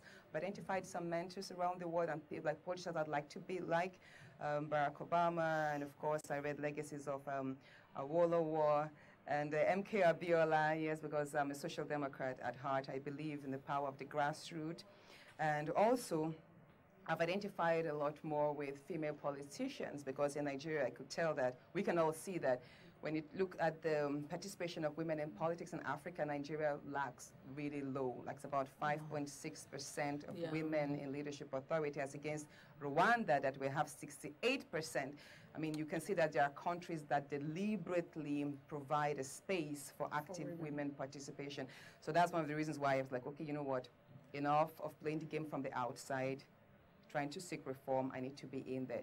So, like... no, I'm just kind of curious. You say you sleep less. Yes. How do you manage to keep up? 2 hours a day? The doctor say 8 hours, 7 hours? Minimum 6 hours. I think the body, so the body adjusts in a way. Adjust to at 2 first, hours? Yes, but then what happened? I told you when I came into the studio, if there was some quiet moment, I would rather just sleep, catch a little nap here and there. Like power naps help a lot. Does that and explain why some senators sleep in the house? I guess somehow there was Did I say that? Yes, you did. But you know one thing, you actually, I think it's about self-balance. The body adjusts. But another thing I notice in politics now is the sensitization of the electorate is very necessary, because Nigeria, especially in my place, Kogi State and Kogi Central, is highly political. Everybody, every youth aspires to be a politician or aspires to hang around politicians. So that's the way, a way of living. And that's what I'm trying to educate our people that, no, you don't elect your leaders based on their years of office, of their how do I put it, years of active participation in politics. You know, the fact that one person has been, started from being a councillor to a local government, to a chairman and all of that in House of Reps and Senate, that does not mean that person is qualified. So I have to educate people that, you know what, why don't you engage with your leaders or the potential, the aspirants, ask them about the vision, get to connect to see that that vision really matters to the development of your space. And then you can vote them in. So that's what I found. And second thing, another challenge I've discovered is a lot of people still expect you to have like a godfather. So many have asked me, who is your godfather? Who is your sponsor? Who is your financier? And I get to say, no, I don't have a godfather. I don't need to have a godfather. In this modern age, we need to have new thinking in politics. And so that's another thing I noticed. How about people godmother? Well, because we haven't had that many women in politics. We have women entrepreneurs. So we do have, like in my entrepreneurial space, I do have women I look up to in terms of business and getting some smart ideas here and there. But when it comes to politics, we don't have a godmother yet. And I don't think we should get to the point of having a godmother.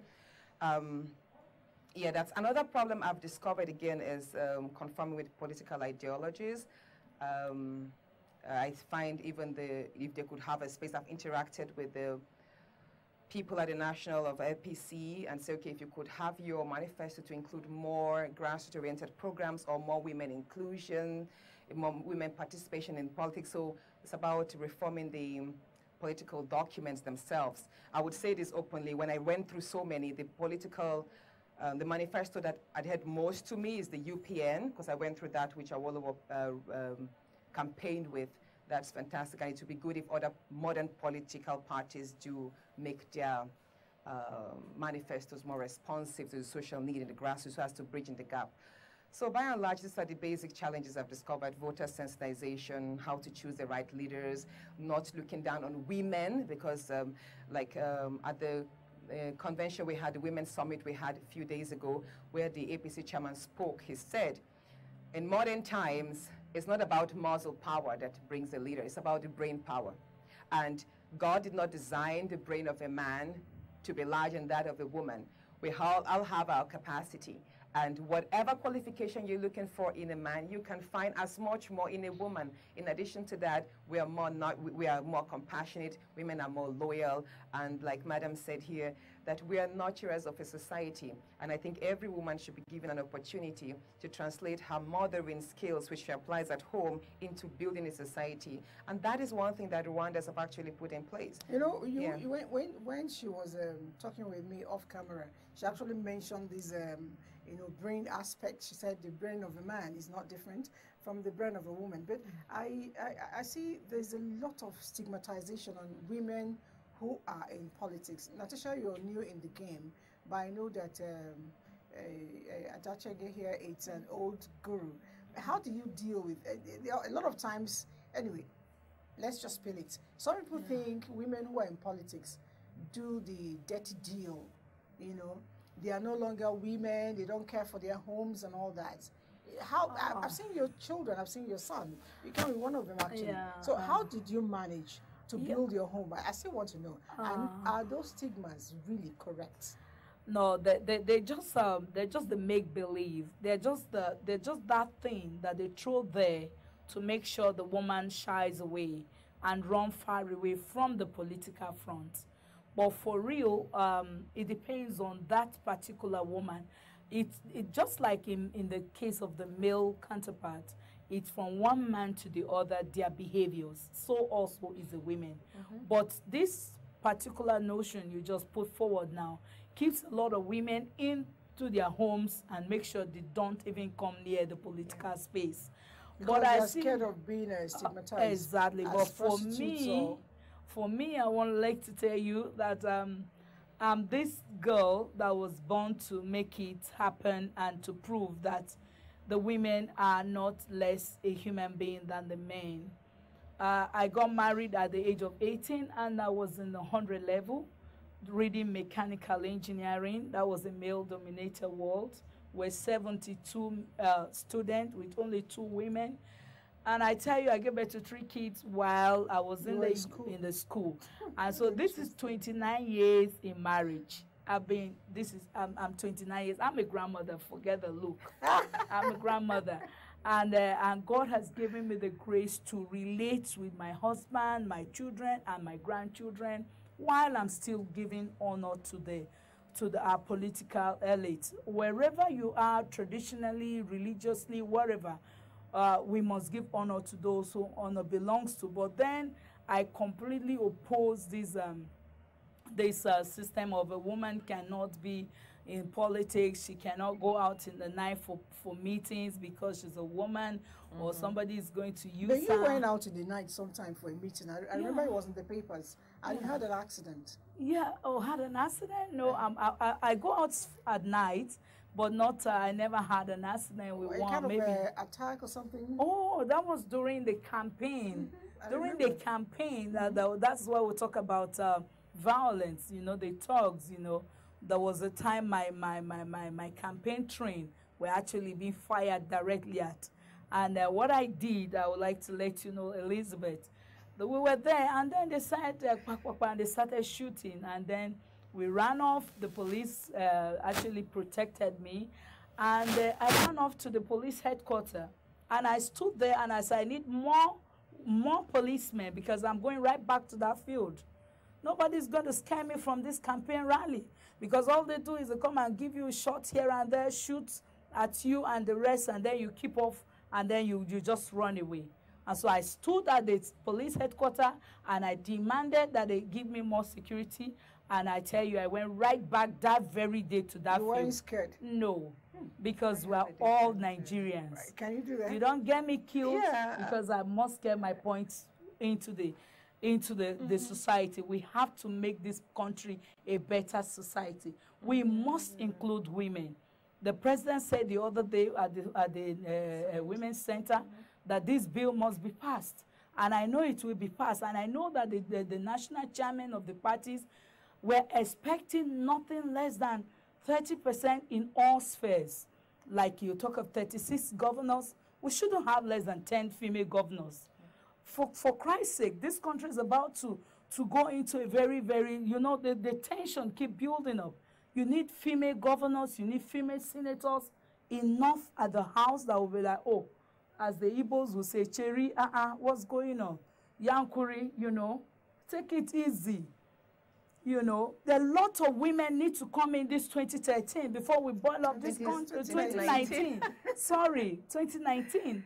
Before we boil up the political sphere. But I tell you, it's not funny, but then a lot of women I know, she's also so strong, and I know a lot of women out there are going to be. She's the jump bites. Yeah, but I'd like to say something. I appreciate the fact that in your state, probably women are probably being picked up to an extent as the weaker sex.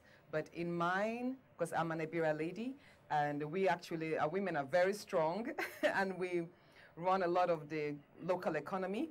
We're the farmers, we weave clothes, and we know typically Ibira woman is extremely strong, and she's recognized there for that. So I have not had people point at my gender as a problem.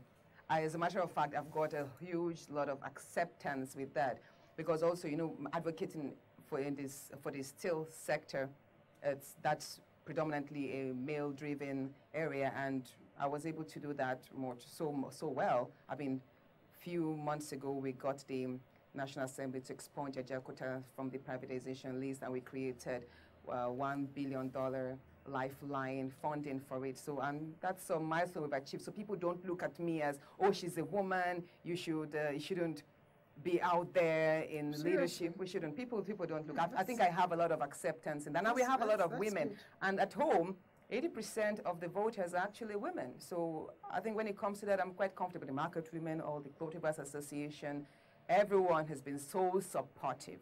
You know, but I keep wondering, because what you just mentioned, our population census tells us that we have a lot of women in this country, much more than men. And what's stopping us from actually clinching, even if it's the highest seats? I don't know. What's the problem? Why don't we vote ourselves? Hello. You know, when I talk about experience, I talk about what I've seen, I talk about what is available right now so that we can move to the next stage. The last few days, we got the statistics of women participation in the present corridor of power, which in Nigeria is just about 6% thereabout. You know, why the women have this attitude of not being able to go in, there are two major problems. Number one is the funding. You can hear a lot about, if even the cost of the forms, you know, tells you that it's already set for people who have some money in their pockets, you know. And but so some political parties, their forms are free now. For the women, quite well, they're free. But then what I'm trying to say is that even if for the men is this is the amount, it shows that this kind of man has some strange money somewhere to throw around, you know, when it comes to the reality of this thing. And then with the poverty that is in the country, you see a lot of people feeling that if I take this small amount today, I might not see you again for 4 years, so let me take this now. So the vote buying affects women. Toggery, you don't want to get killed. You don't want your children to get killed. And the major problem women have, which we're really working on in a lot of the forums, is that because women generally are loyal to their husbands, when they come into the political space, they want to hear, what did the leader say? What did this senator say about this candidate? So I tell them, if you were getting married and you did not wait for your mother to say who you're going to marry, you're a man, you're getting married at the age of 20-something, you didn't wait for your father to say, this is a woman. Now you need a person that wants to rule you for 4 years, and you're going to sit for somebody to tell you who to follow. So a lot of women get a lot of the major, the quantity of women that you see shouting at political forums and campaign grounds. When it's time for voting, you see them pull back and like, what did they say he said? You know, and then you're like, hey, you're a woman, vote for this woman. And they're like, okay, I will. You know you are the best, but I don't want to dishonor this, our leader. So women have that problem. We've seen it happen. In 2015, I was the second runner-up after Samuel Otom, and I saw it all happen. And a lot of the women that were with you at the point, they begin to shiver and they begin to, but we have done a lot. And I believe that with the present First Lady of Nigeria, I want to tell you, Elizabeth, and you that is here, Whitney, I think we're going to see 2019 better because she doesn't miss her word. Yes, definitely. She doesn't mix words. And we'll be right back after this break. When we come back, don't forget, it's women in politics.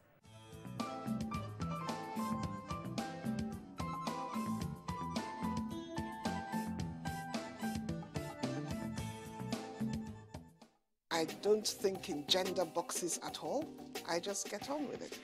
A man that would dare to ask the wife, who do you think you are? That is a real man. In fact, our husbands are our firstborns. The husband needs more attention than even the children. It's not only about work, it's not only about family. They need to take the time to look after themselves, and we don't. We don't do that. They took my money.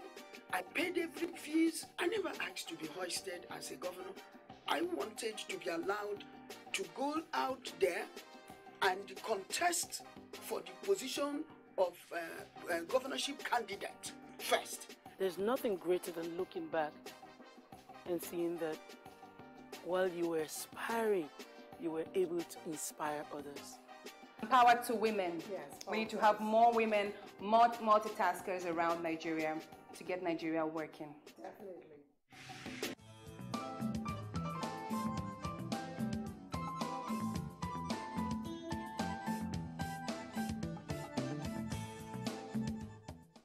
Sure, it's still conversations that we've been chatting with aspirants here, gubernatorial aspirants and senatorial aspirants from different states. Of course, they are all women discussing challenges of women, because this time around we are saying women, we must pick it up and do it right.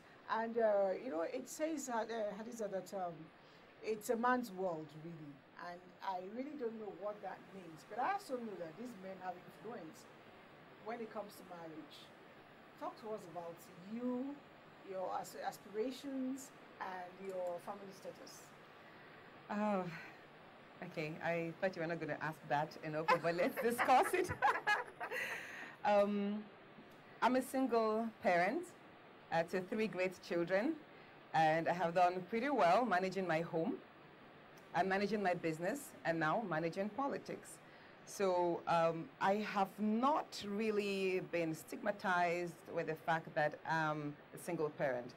Seriously? Yes, except because a lot of people will no, tell you. From my, like I said, from my own place, we have a lot of strong women, and even in the north we've had Queen Amina, who, you know, and she ruled quite well. She conquered a lot of northern territories, and she was single. And some even say she was a black widow, but that's on the other part.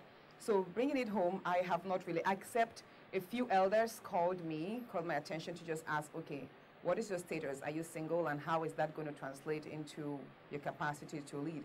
And so I just explained to them, I said, look, I put them through my achievements in life, and I've made them realize that my personal life does not in any way or is going to hamper my capacity to deliver the mandates that the people deserve. And of course, when you look at what I've achieved from my secondary school, I was the head girl in Federal Government College, Doani, to my MBA, where I made the best results in oil and gas management. And I've always been an achiever because I have learned to compactualize the necessities. Like what is important, I give my absolute focus and attention. And that's exactly what I was able to translate into my advocacy for the revival of Ajakuta Steel Company. And I don't think I'll have a problem in putting my very best in service. I mean, come on, my people, what matters most to them is social justice, economic development, which will translate into peace, unity, and progress of our communities.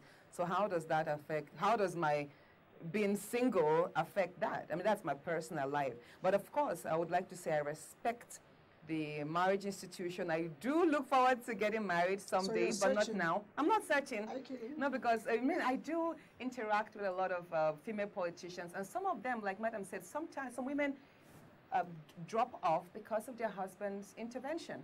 And I would like to say that's the plus side, because I don't really have a man to like report to and tell, oh, wait, well, we'll probably have him stop me from attending late night meetings.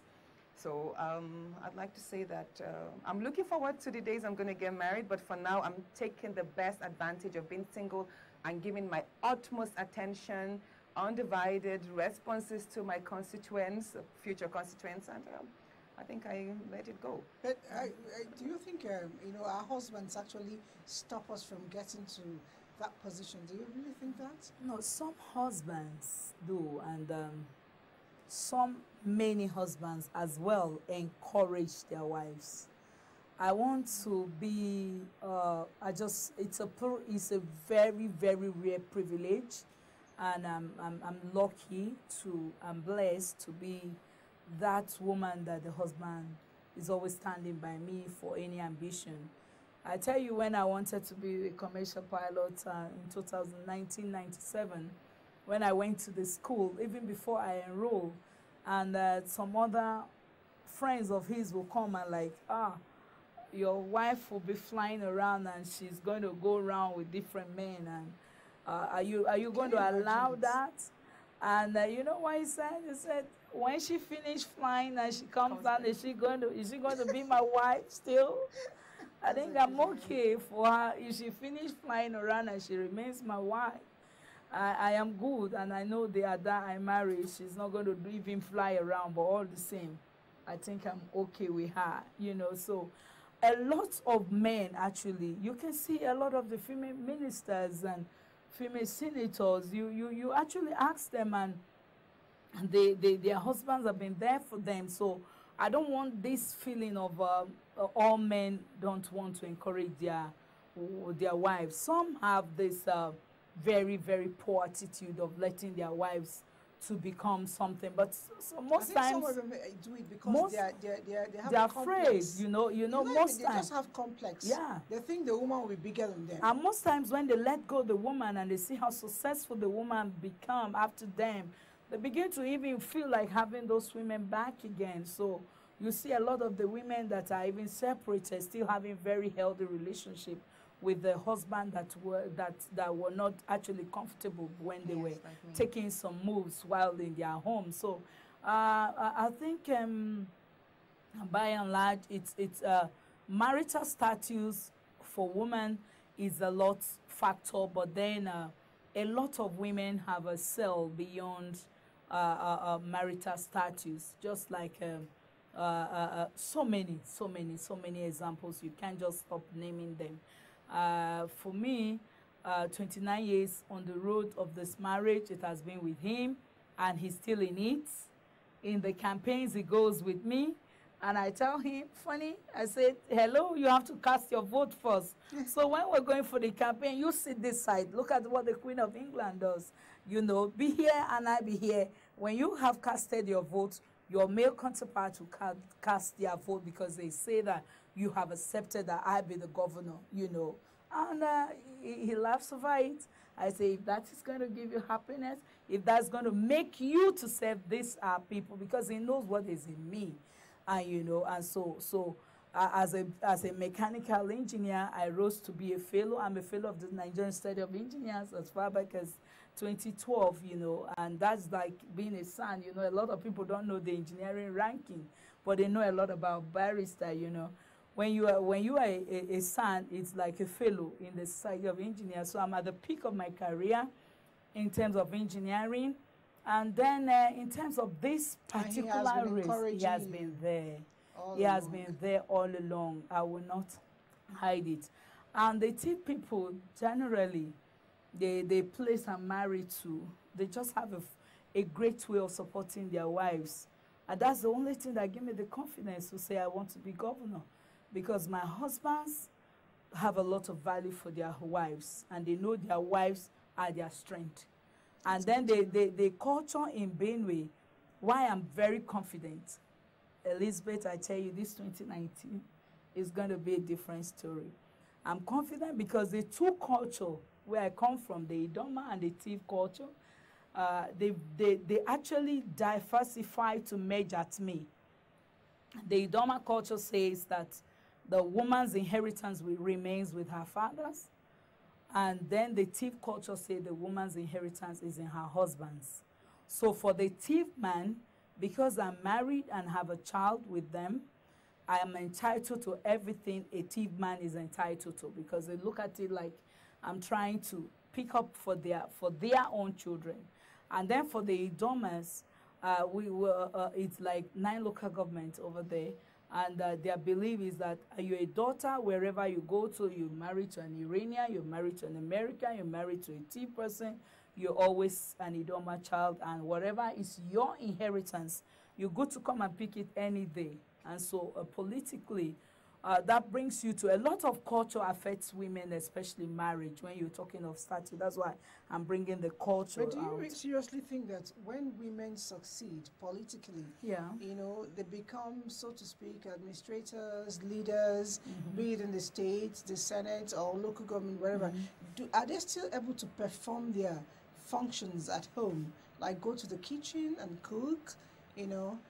Generally, African culture, men like to be, I don't want to use the word served, pampered by their wives. They want to receive the food in their hands. You know, were you still able to give that touch with your family. To be honest with you, when the man understands with you, the days you are not home and the days you're not chance, and he gets his meals with the people around, he will be comfortable with it. But when you are home and when you're chance, you have to give the touch and make him know that, oh, yesterday I was unable, 5 days ago I was unable to do it, but today I am here and I'm here for you.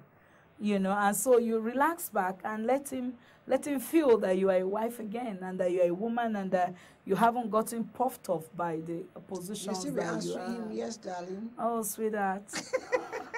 You had questions for her. Yeah, but I would just like to say in mine, with my children, with the past 1 month that I've been on the road, I have always created time to attend to the kids, especially their homeworks. Like Saturdays now, immediately I get back home now, it's homework time, it's catching up on each child's personal stories. I still take time to shower them, you know, and we garden as well, look around the plants. And so it's, I think right now what I used to take for granted, like, you know, mom is always around, I try to make a conscious effort like putting them, scheduling them into my timetable so the family won't feel neglected. Yeah, I've had some questions I'd like to ask you. Being a seasoned politician, and I wish you well in the upcoming elections. I wish you well too. Thanks. I'd like to know how you've been able to address the issues of fundraising. Like, have you had fundraisings before, and what has been the responses from people? Yeah, you know, fundraising depends on your contacts and those who have confidence in you. When you're raising funds, you're going to look around about your own contacts and then those who have confidence in you. And so you're going to make sure that you are able to let them know what is their stake and what you're about to do with what they're giving you. And then if you have a track record of prudence, and you have a track, which I know you do have a lot of that, if you have a very good track record of prudence and they can trust you, you could just be sure you can marshal some energy. But all the same, it's a general problem for women, you know, because we have women who, a lot of us are actually, because of our individuality nature, you know, you don't want me to know what's happening in your home. I don't want you to know the negative side of what's happening. Communities affected by flood become highly vulnerable to health challenges such as cholera, typhoid, and diarrhea. This edition of Health Options takes a look at the country's preparedness in mitigating the impact of flood on the health of those living in affected areas. Our complementary segments, Nature Scanner and Health Tips, will dwell on things victims of flood should know and do to get protected against diseases that are synonymous with flood.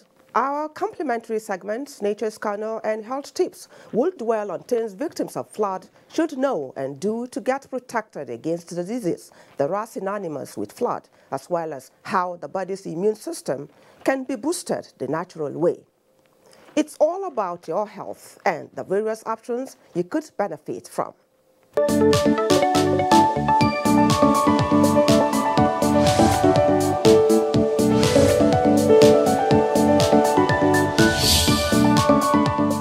This is Health Options, and to kickstart the discussion on Nigeria's preparedness at mitigating the impact of the current flood disaster on the health of affected communities is this background report on the flood situation in the country by Mia Ogidi.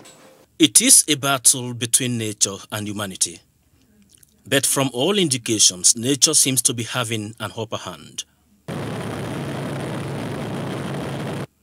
In some cases, experts conclude that nature is reacting violently to man's inhumanity to it.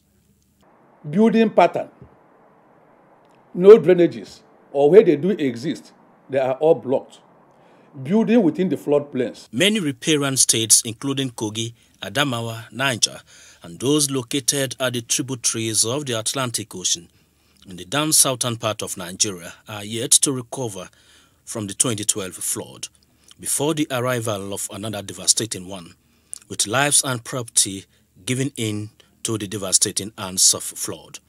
Back now, go borrow this money. Me I take the do farm. Now come me say my farm, I not get farm again. So far, more than 5 bodies have been recovered. It is a harrowing moment for many households, and the water level is rising due to the heavy rains, spilling of Kanji, Jeba and Shiroro dams, as well as floodwaters from neighboring Benin Republic. 100 kilometers downstream, you have Jeba. Jeba also has opened their own. Where is it moving to? It's heading from Lokoja to Anambra. From Anambra, it will get to Delta, then to Bayelsa State. Lagdo Dam is not spilling, and they didn't open it. Lagdo Dam can only fill the capacity when it reached 21.6 meters. But as of today, he gave us the focus in Cameroon for Lagdo Dam is 21.2 meters. The National Emergency Management Agency is putting in all our energies to meet up the momentary challenges of relief materials, medical treatment and relocation of victims, which has resulted in the reactivation of disaster response unit of the military and stockpiling of relief materials in NEMA warehouses across the country, valued at 3 billion naira.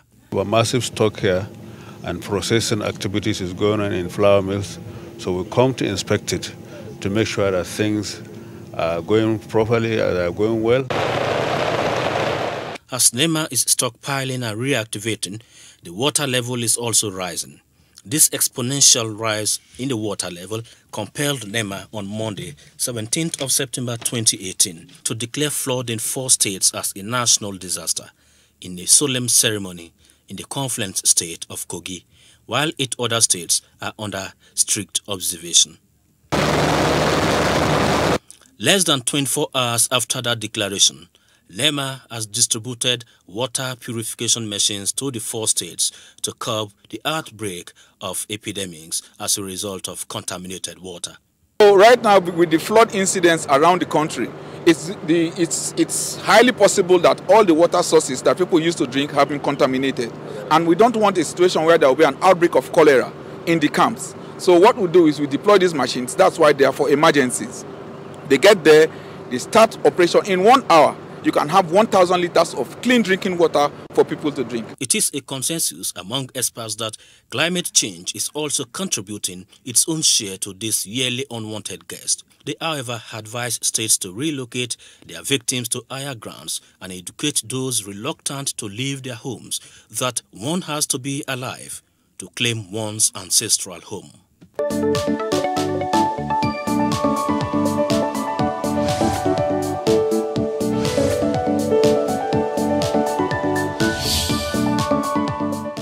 Many thanks, Mia. With me in the studio to discuss the current flood and what is being done to mitigate its impact on the health of those in affected areas is Dr. John Oladejo. He is the head of Health Emergency Preparedness and Response with the Nigeria Center for Disease Control and CDC.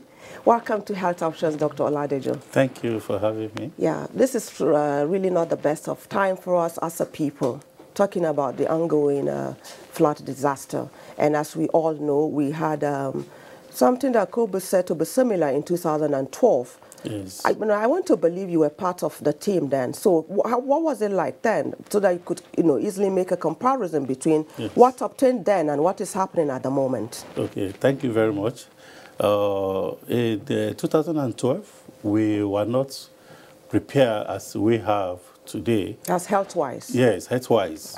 Okay. In 2012, the Nigerian Center for Disease Control was just coming up, and we are just forming gradually. So, and it was at that particular period that this flood came. Although we still have our leadership, that summoned all the necessary machineries in motion, but we cannot compare that period with this period. This period, we now have a public health institute who is well situated, who has the mandates, has all the necessary machineries in motion, and we are ready for this flood. Okay, let me just cut you there. We know that it's a phenomenon that has taken its toll on the agricultural sector, transport, and let's us into just exactly how it affects the health of individuals. Yes, when you talk about flood, we know the consequences of it and the impact of it on the health of the community. The water are not hygienic, and it moves into the house.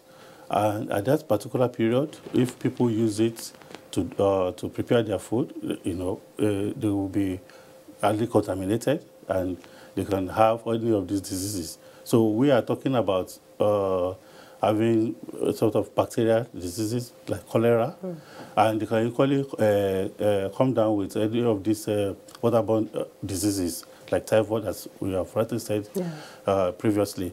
Then malaria is another area that this community will be exposed to, and other diseases like diarrhea. So we in NCDC, we have actually prepared ourselves in terms of capacity building. We were in Akwanga last week, training all our rapid response team in readiness for any eventuality.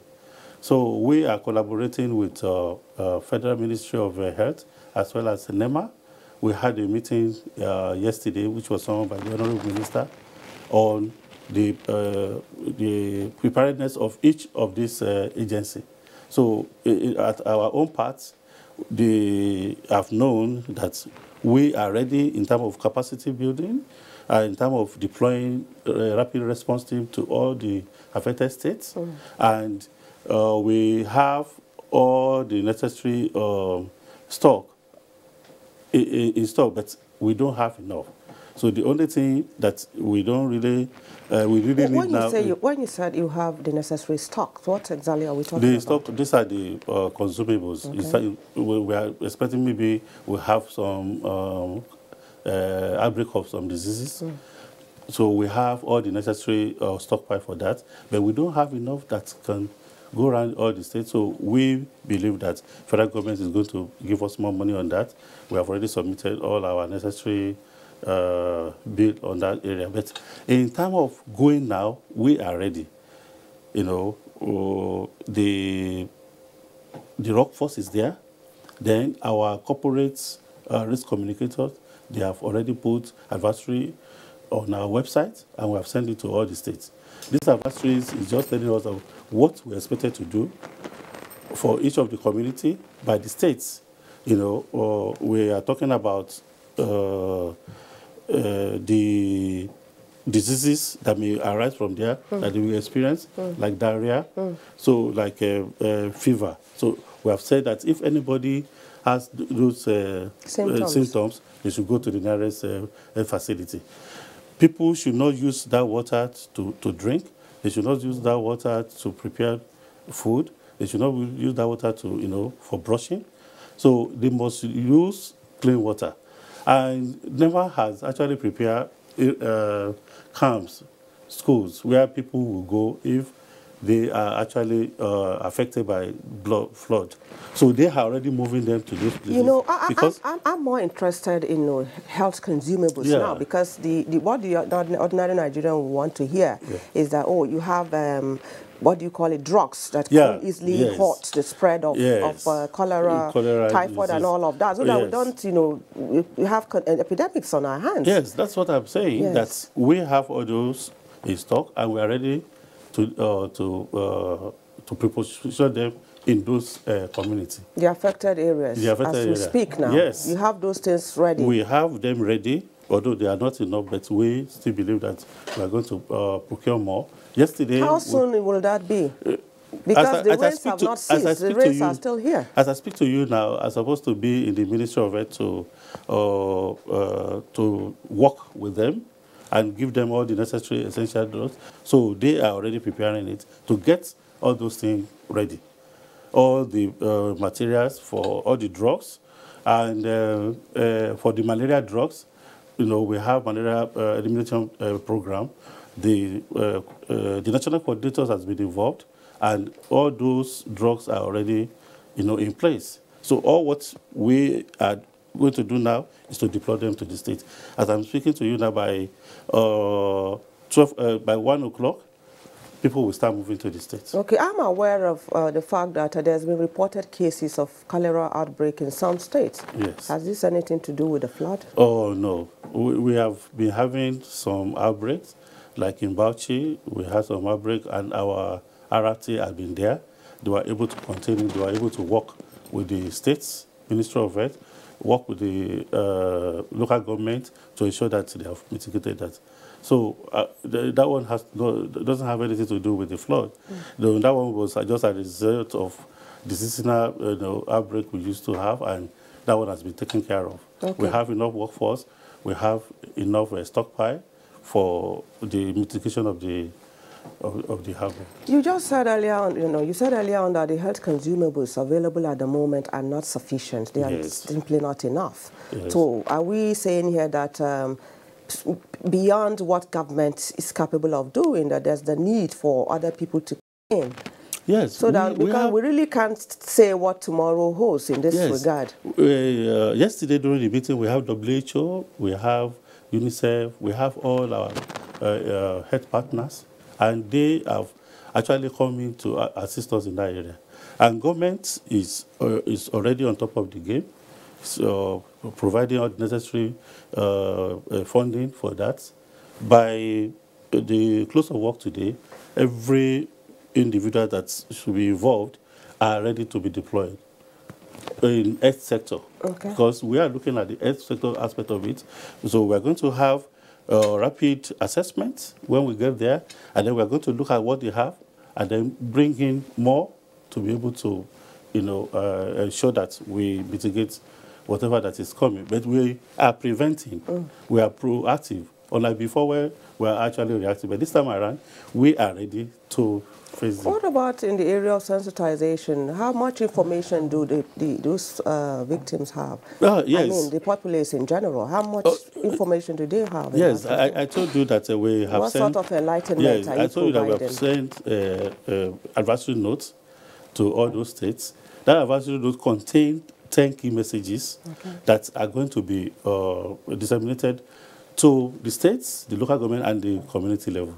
So our risk communication experts, they are already on top of the game, and these materials are going to be delivered at the community where we believe they will be affected. Because as we are speaking now, we have started having the flood, but not as big as we had in 2012. But we are envisaging that we will have more than that. That's the reason why we have done all this background to be able to ensure that minimal people will be affected. Okay, can you just give us an insight into a few of those key messages you're sending out? I've been I've been saying it along, that one of the messages was that people should not use the contaminated water to prepare food. They should not use it to bath. They should not use it to brush their teeth. They should ensure that if they have fever or they experience diarrhea, they should make sure that they go to the health centers, hospitals, and get drugs. The drugs there will be free for them, because we are actually procuring to ensure that they have health. Then for malaria, we have malaria drugs. So we have nets that are going to be given to them free, so that they will not have mosquito bites and so on and so forth. So all these are being packaged on the advisory note and are being sent to all the states of the Federation. Okay, let's take us back to 2012. What would you say was that most critical challenge you had in terms of disease outbreak? What should we be more worried about in terms of disease outbreaks? Yeah, in 2012, we didn't have enough workforce. It was a very serious issue. So, but this time around, we have trained more than enough. We even have some volunteers. We have a database for them. And if there's any eventualities, all what we need to do is just to press a button. They get all their signal, and they all come. They know where to come. They have been trained. They have been given sensitization. So yeah, I want to know, what was that disease that you really had to contend with then, that we should really safeguard? Yes, cholera was one of the major diseases that time, and then snake bites. Snake bites? Yes. Okay. So those are the major things that actually result into serious issue. So we should be looking out for that. So the antivenom has been... You have enough anti-snake venom? Yeah, it has been procured. You know, we have a special unit for that, and it has been procured. So we are actually looking at some of our health centers to be able to distribute it to them, and then they will be able to get it at the right point and the right time. But the major thing is to keep them safe from their community, to ask them to leave that area. And you can see it on television where they were asking them to come out. Some of them refused. Yeah. They say that it is their father's land. And at the end of the day, yeah, their ancestral land. At the end of the day, they come down with one or two diseases, so they have to bring them out. They have to, you know, instead of them to be more protected, they prefer to stay there. Okay. So federal government, through NEMA, is really doing a lot of work to make sure that they all come out. And anyone that falls sick, we, in the Nigerian Center for Disease Control, we have all the necessary, we have had all the necessary facilities on ground to be able to take care of them. Okay, thank you so much, Dr. Oladejo, for your time. Thank you. We hope to have you on Health Options next time. Thank you very much. A stitch in time saves 9, and we hope that those concerned will rise up to the occasion to avoid epidemics.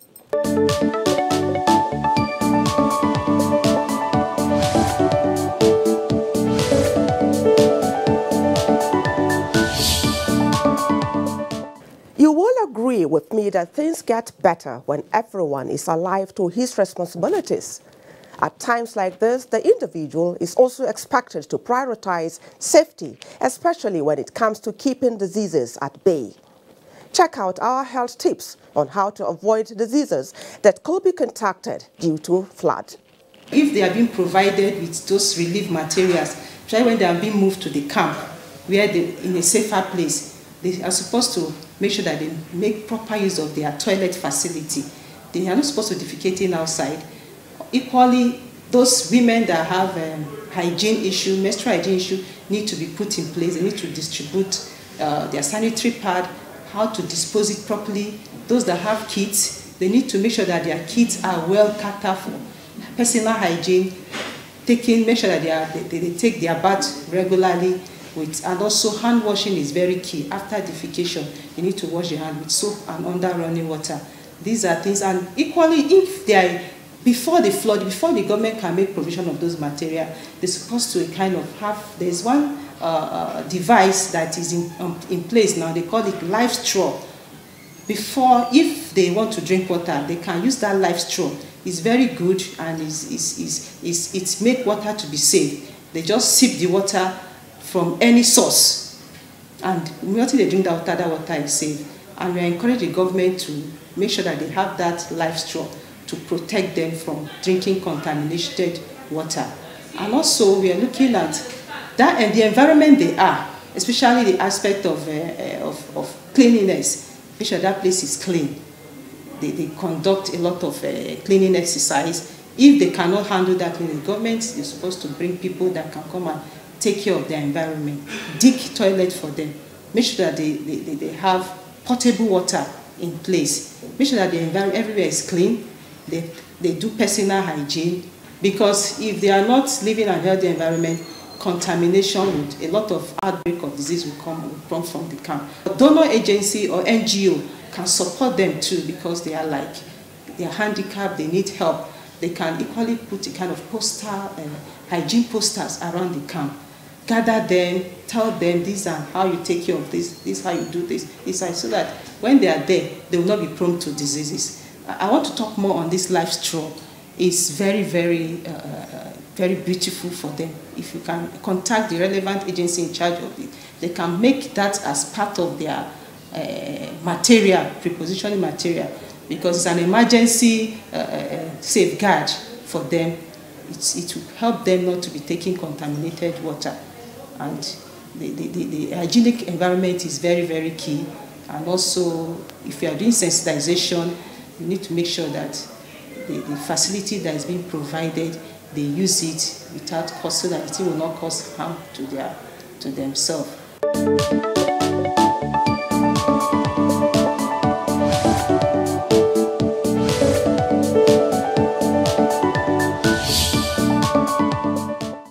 Low immunity is considered a license to ill health. How you can boost your immune system the natural way is our focus on today's Nature's Corner. If you want to boost your immunity, ensure that every meal that you have, there is vegetable and fruits. Ensure that instead of running to go and buy this conventional tea that we drink these days, you just go to your backyard, collect some ginger, collect some garlic, and make your tea from it and drink.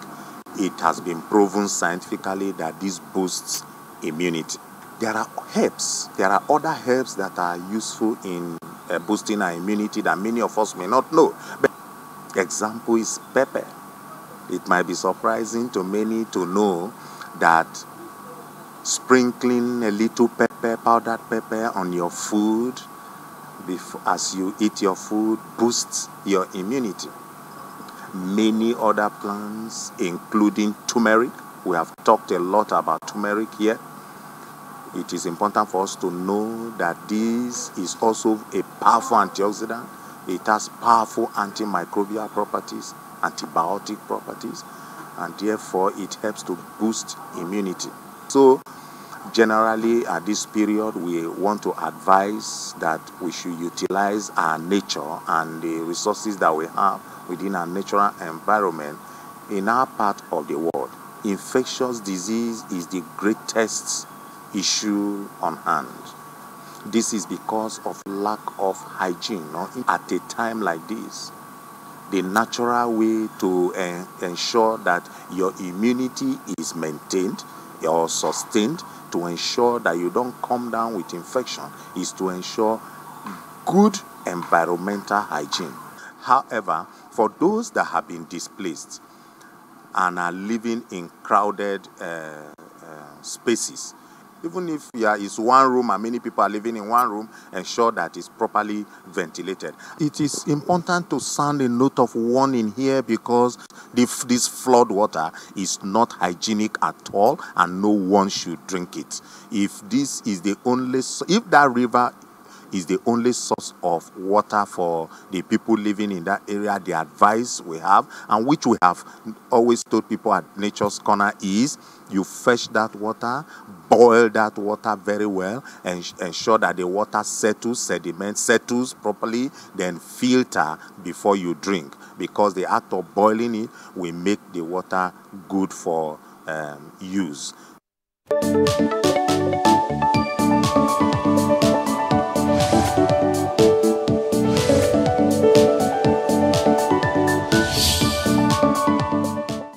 Moderation in whatever you do is important. Neglecting it comes with grievous consequences. It's on that note we end this week's edition of Health Options. You can go to our YouTube channel to watch the upload of these and past editions of the program. Email us for your comments and contributions at healthoptions@nta.gov.ng. My name is Rabi Abdullah. Many thanks for watching. See you again.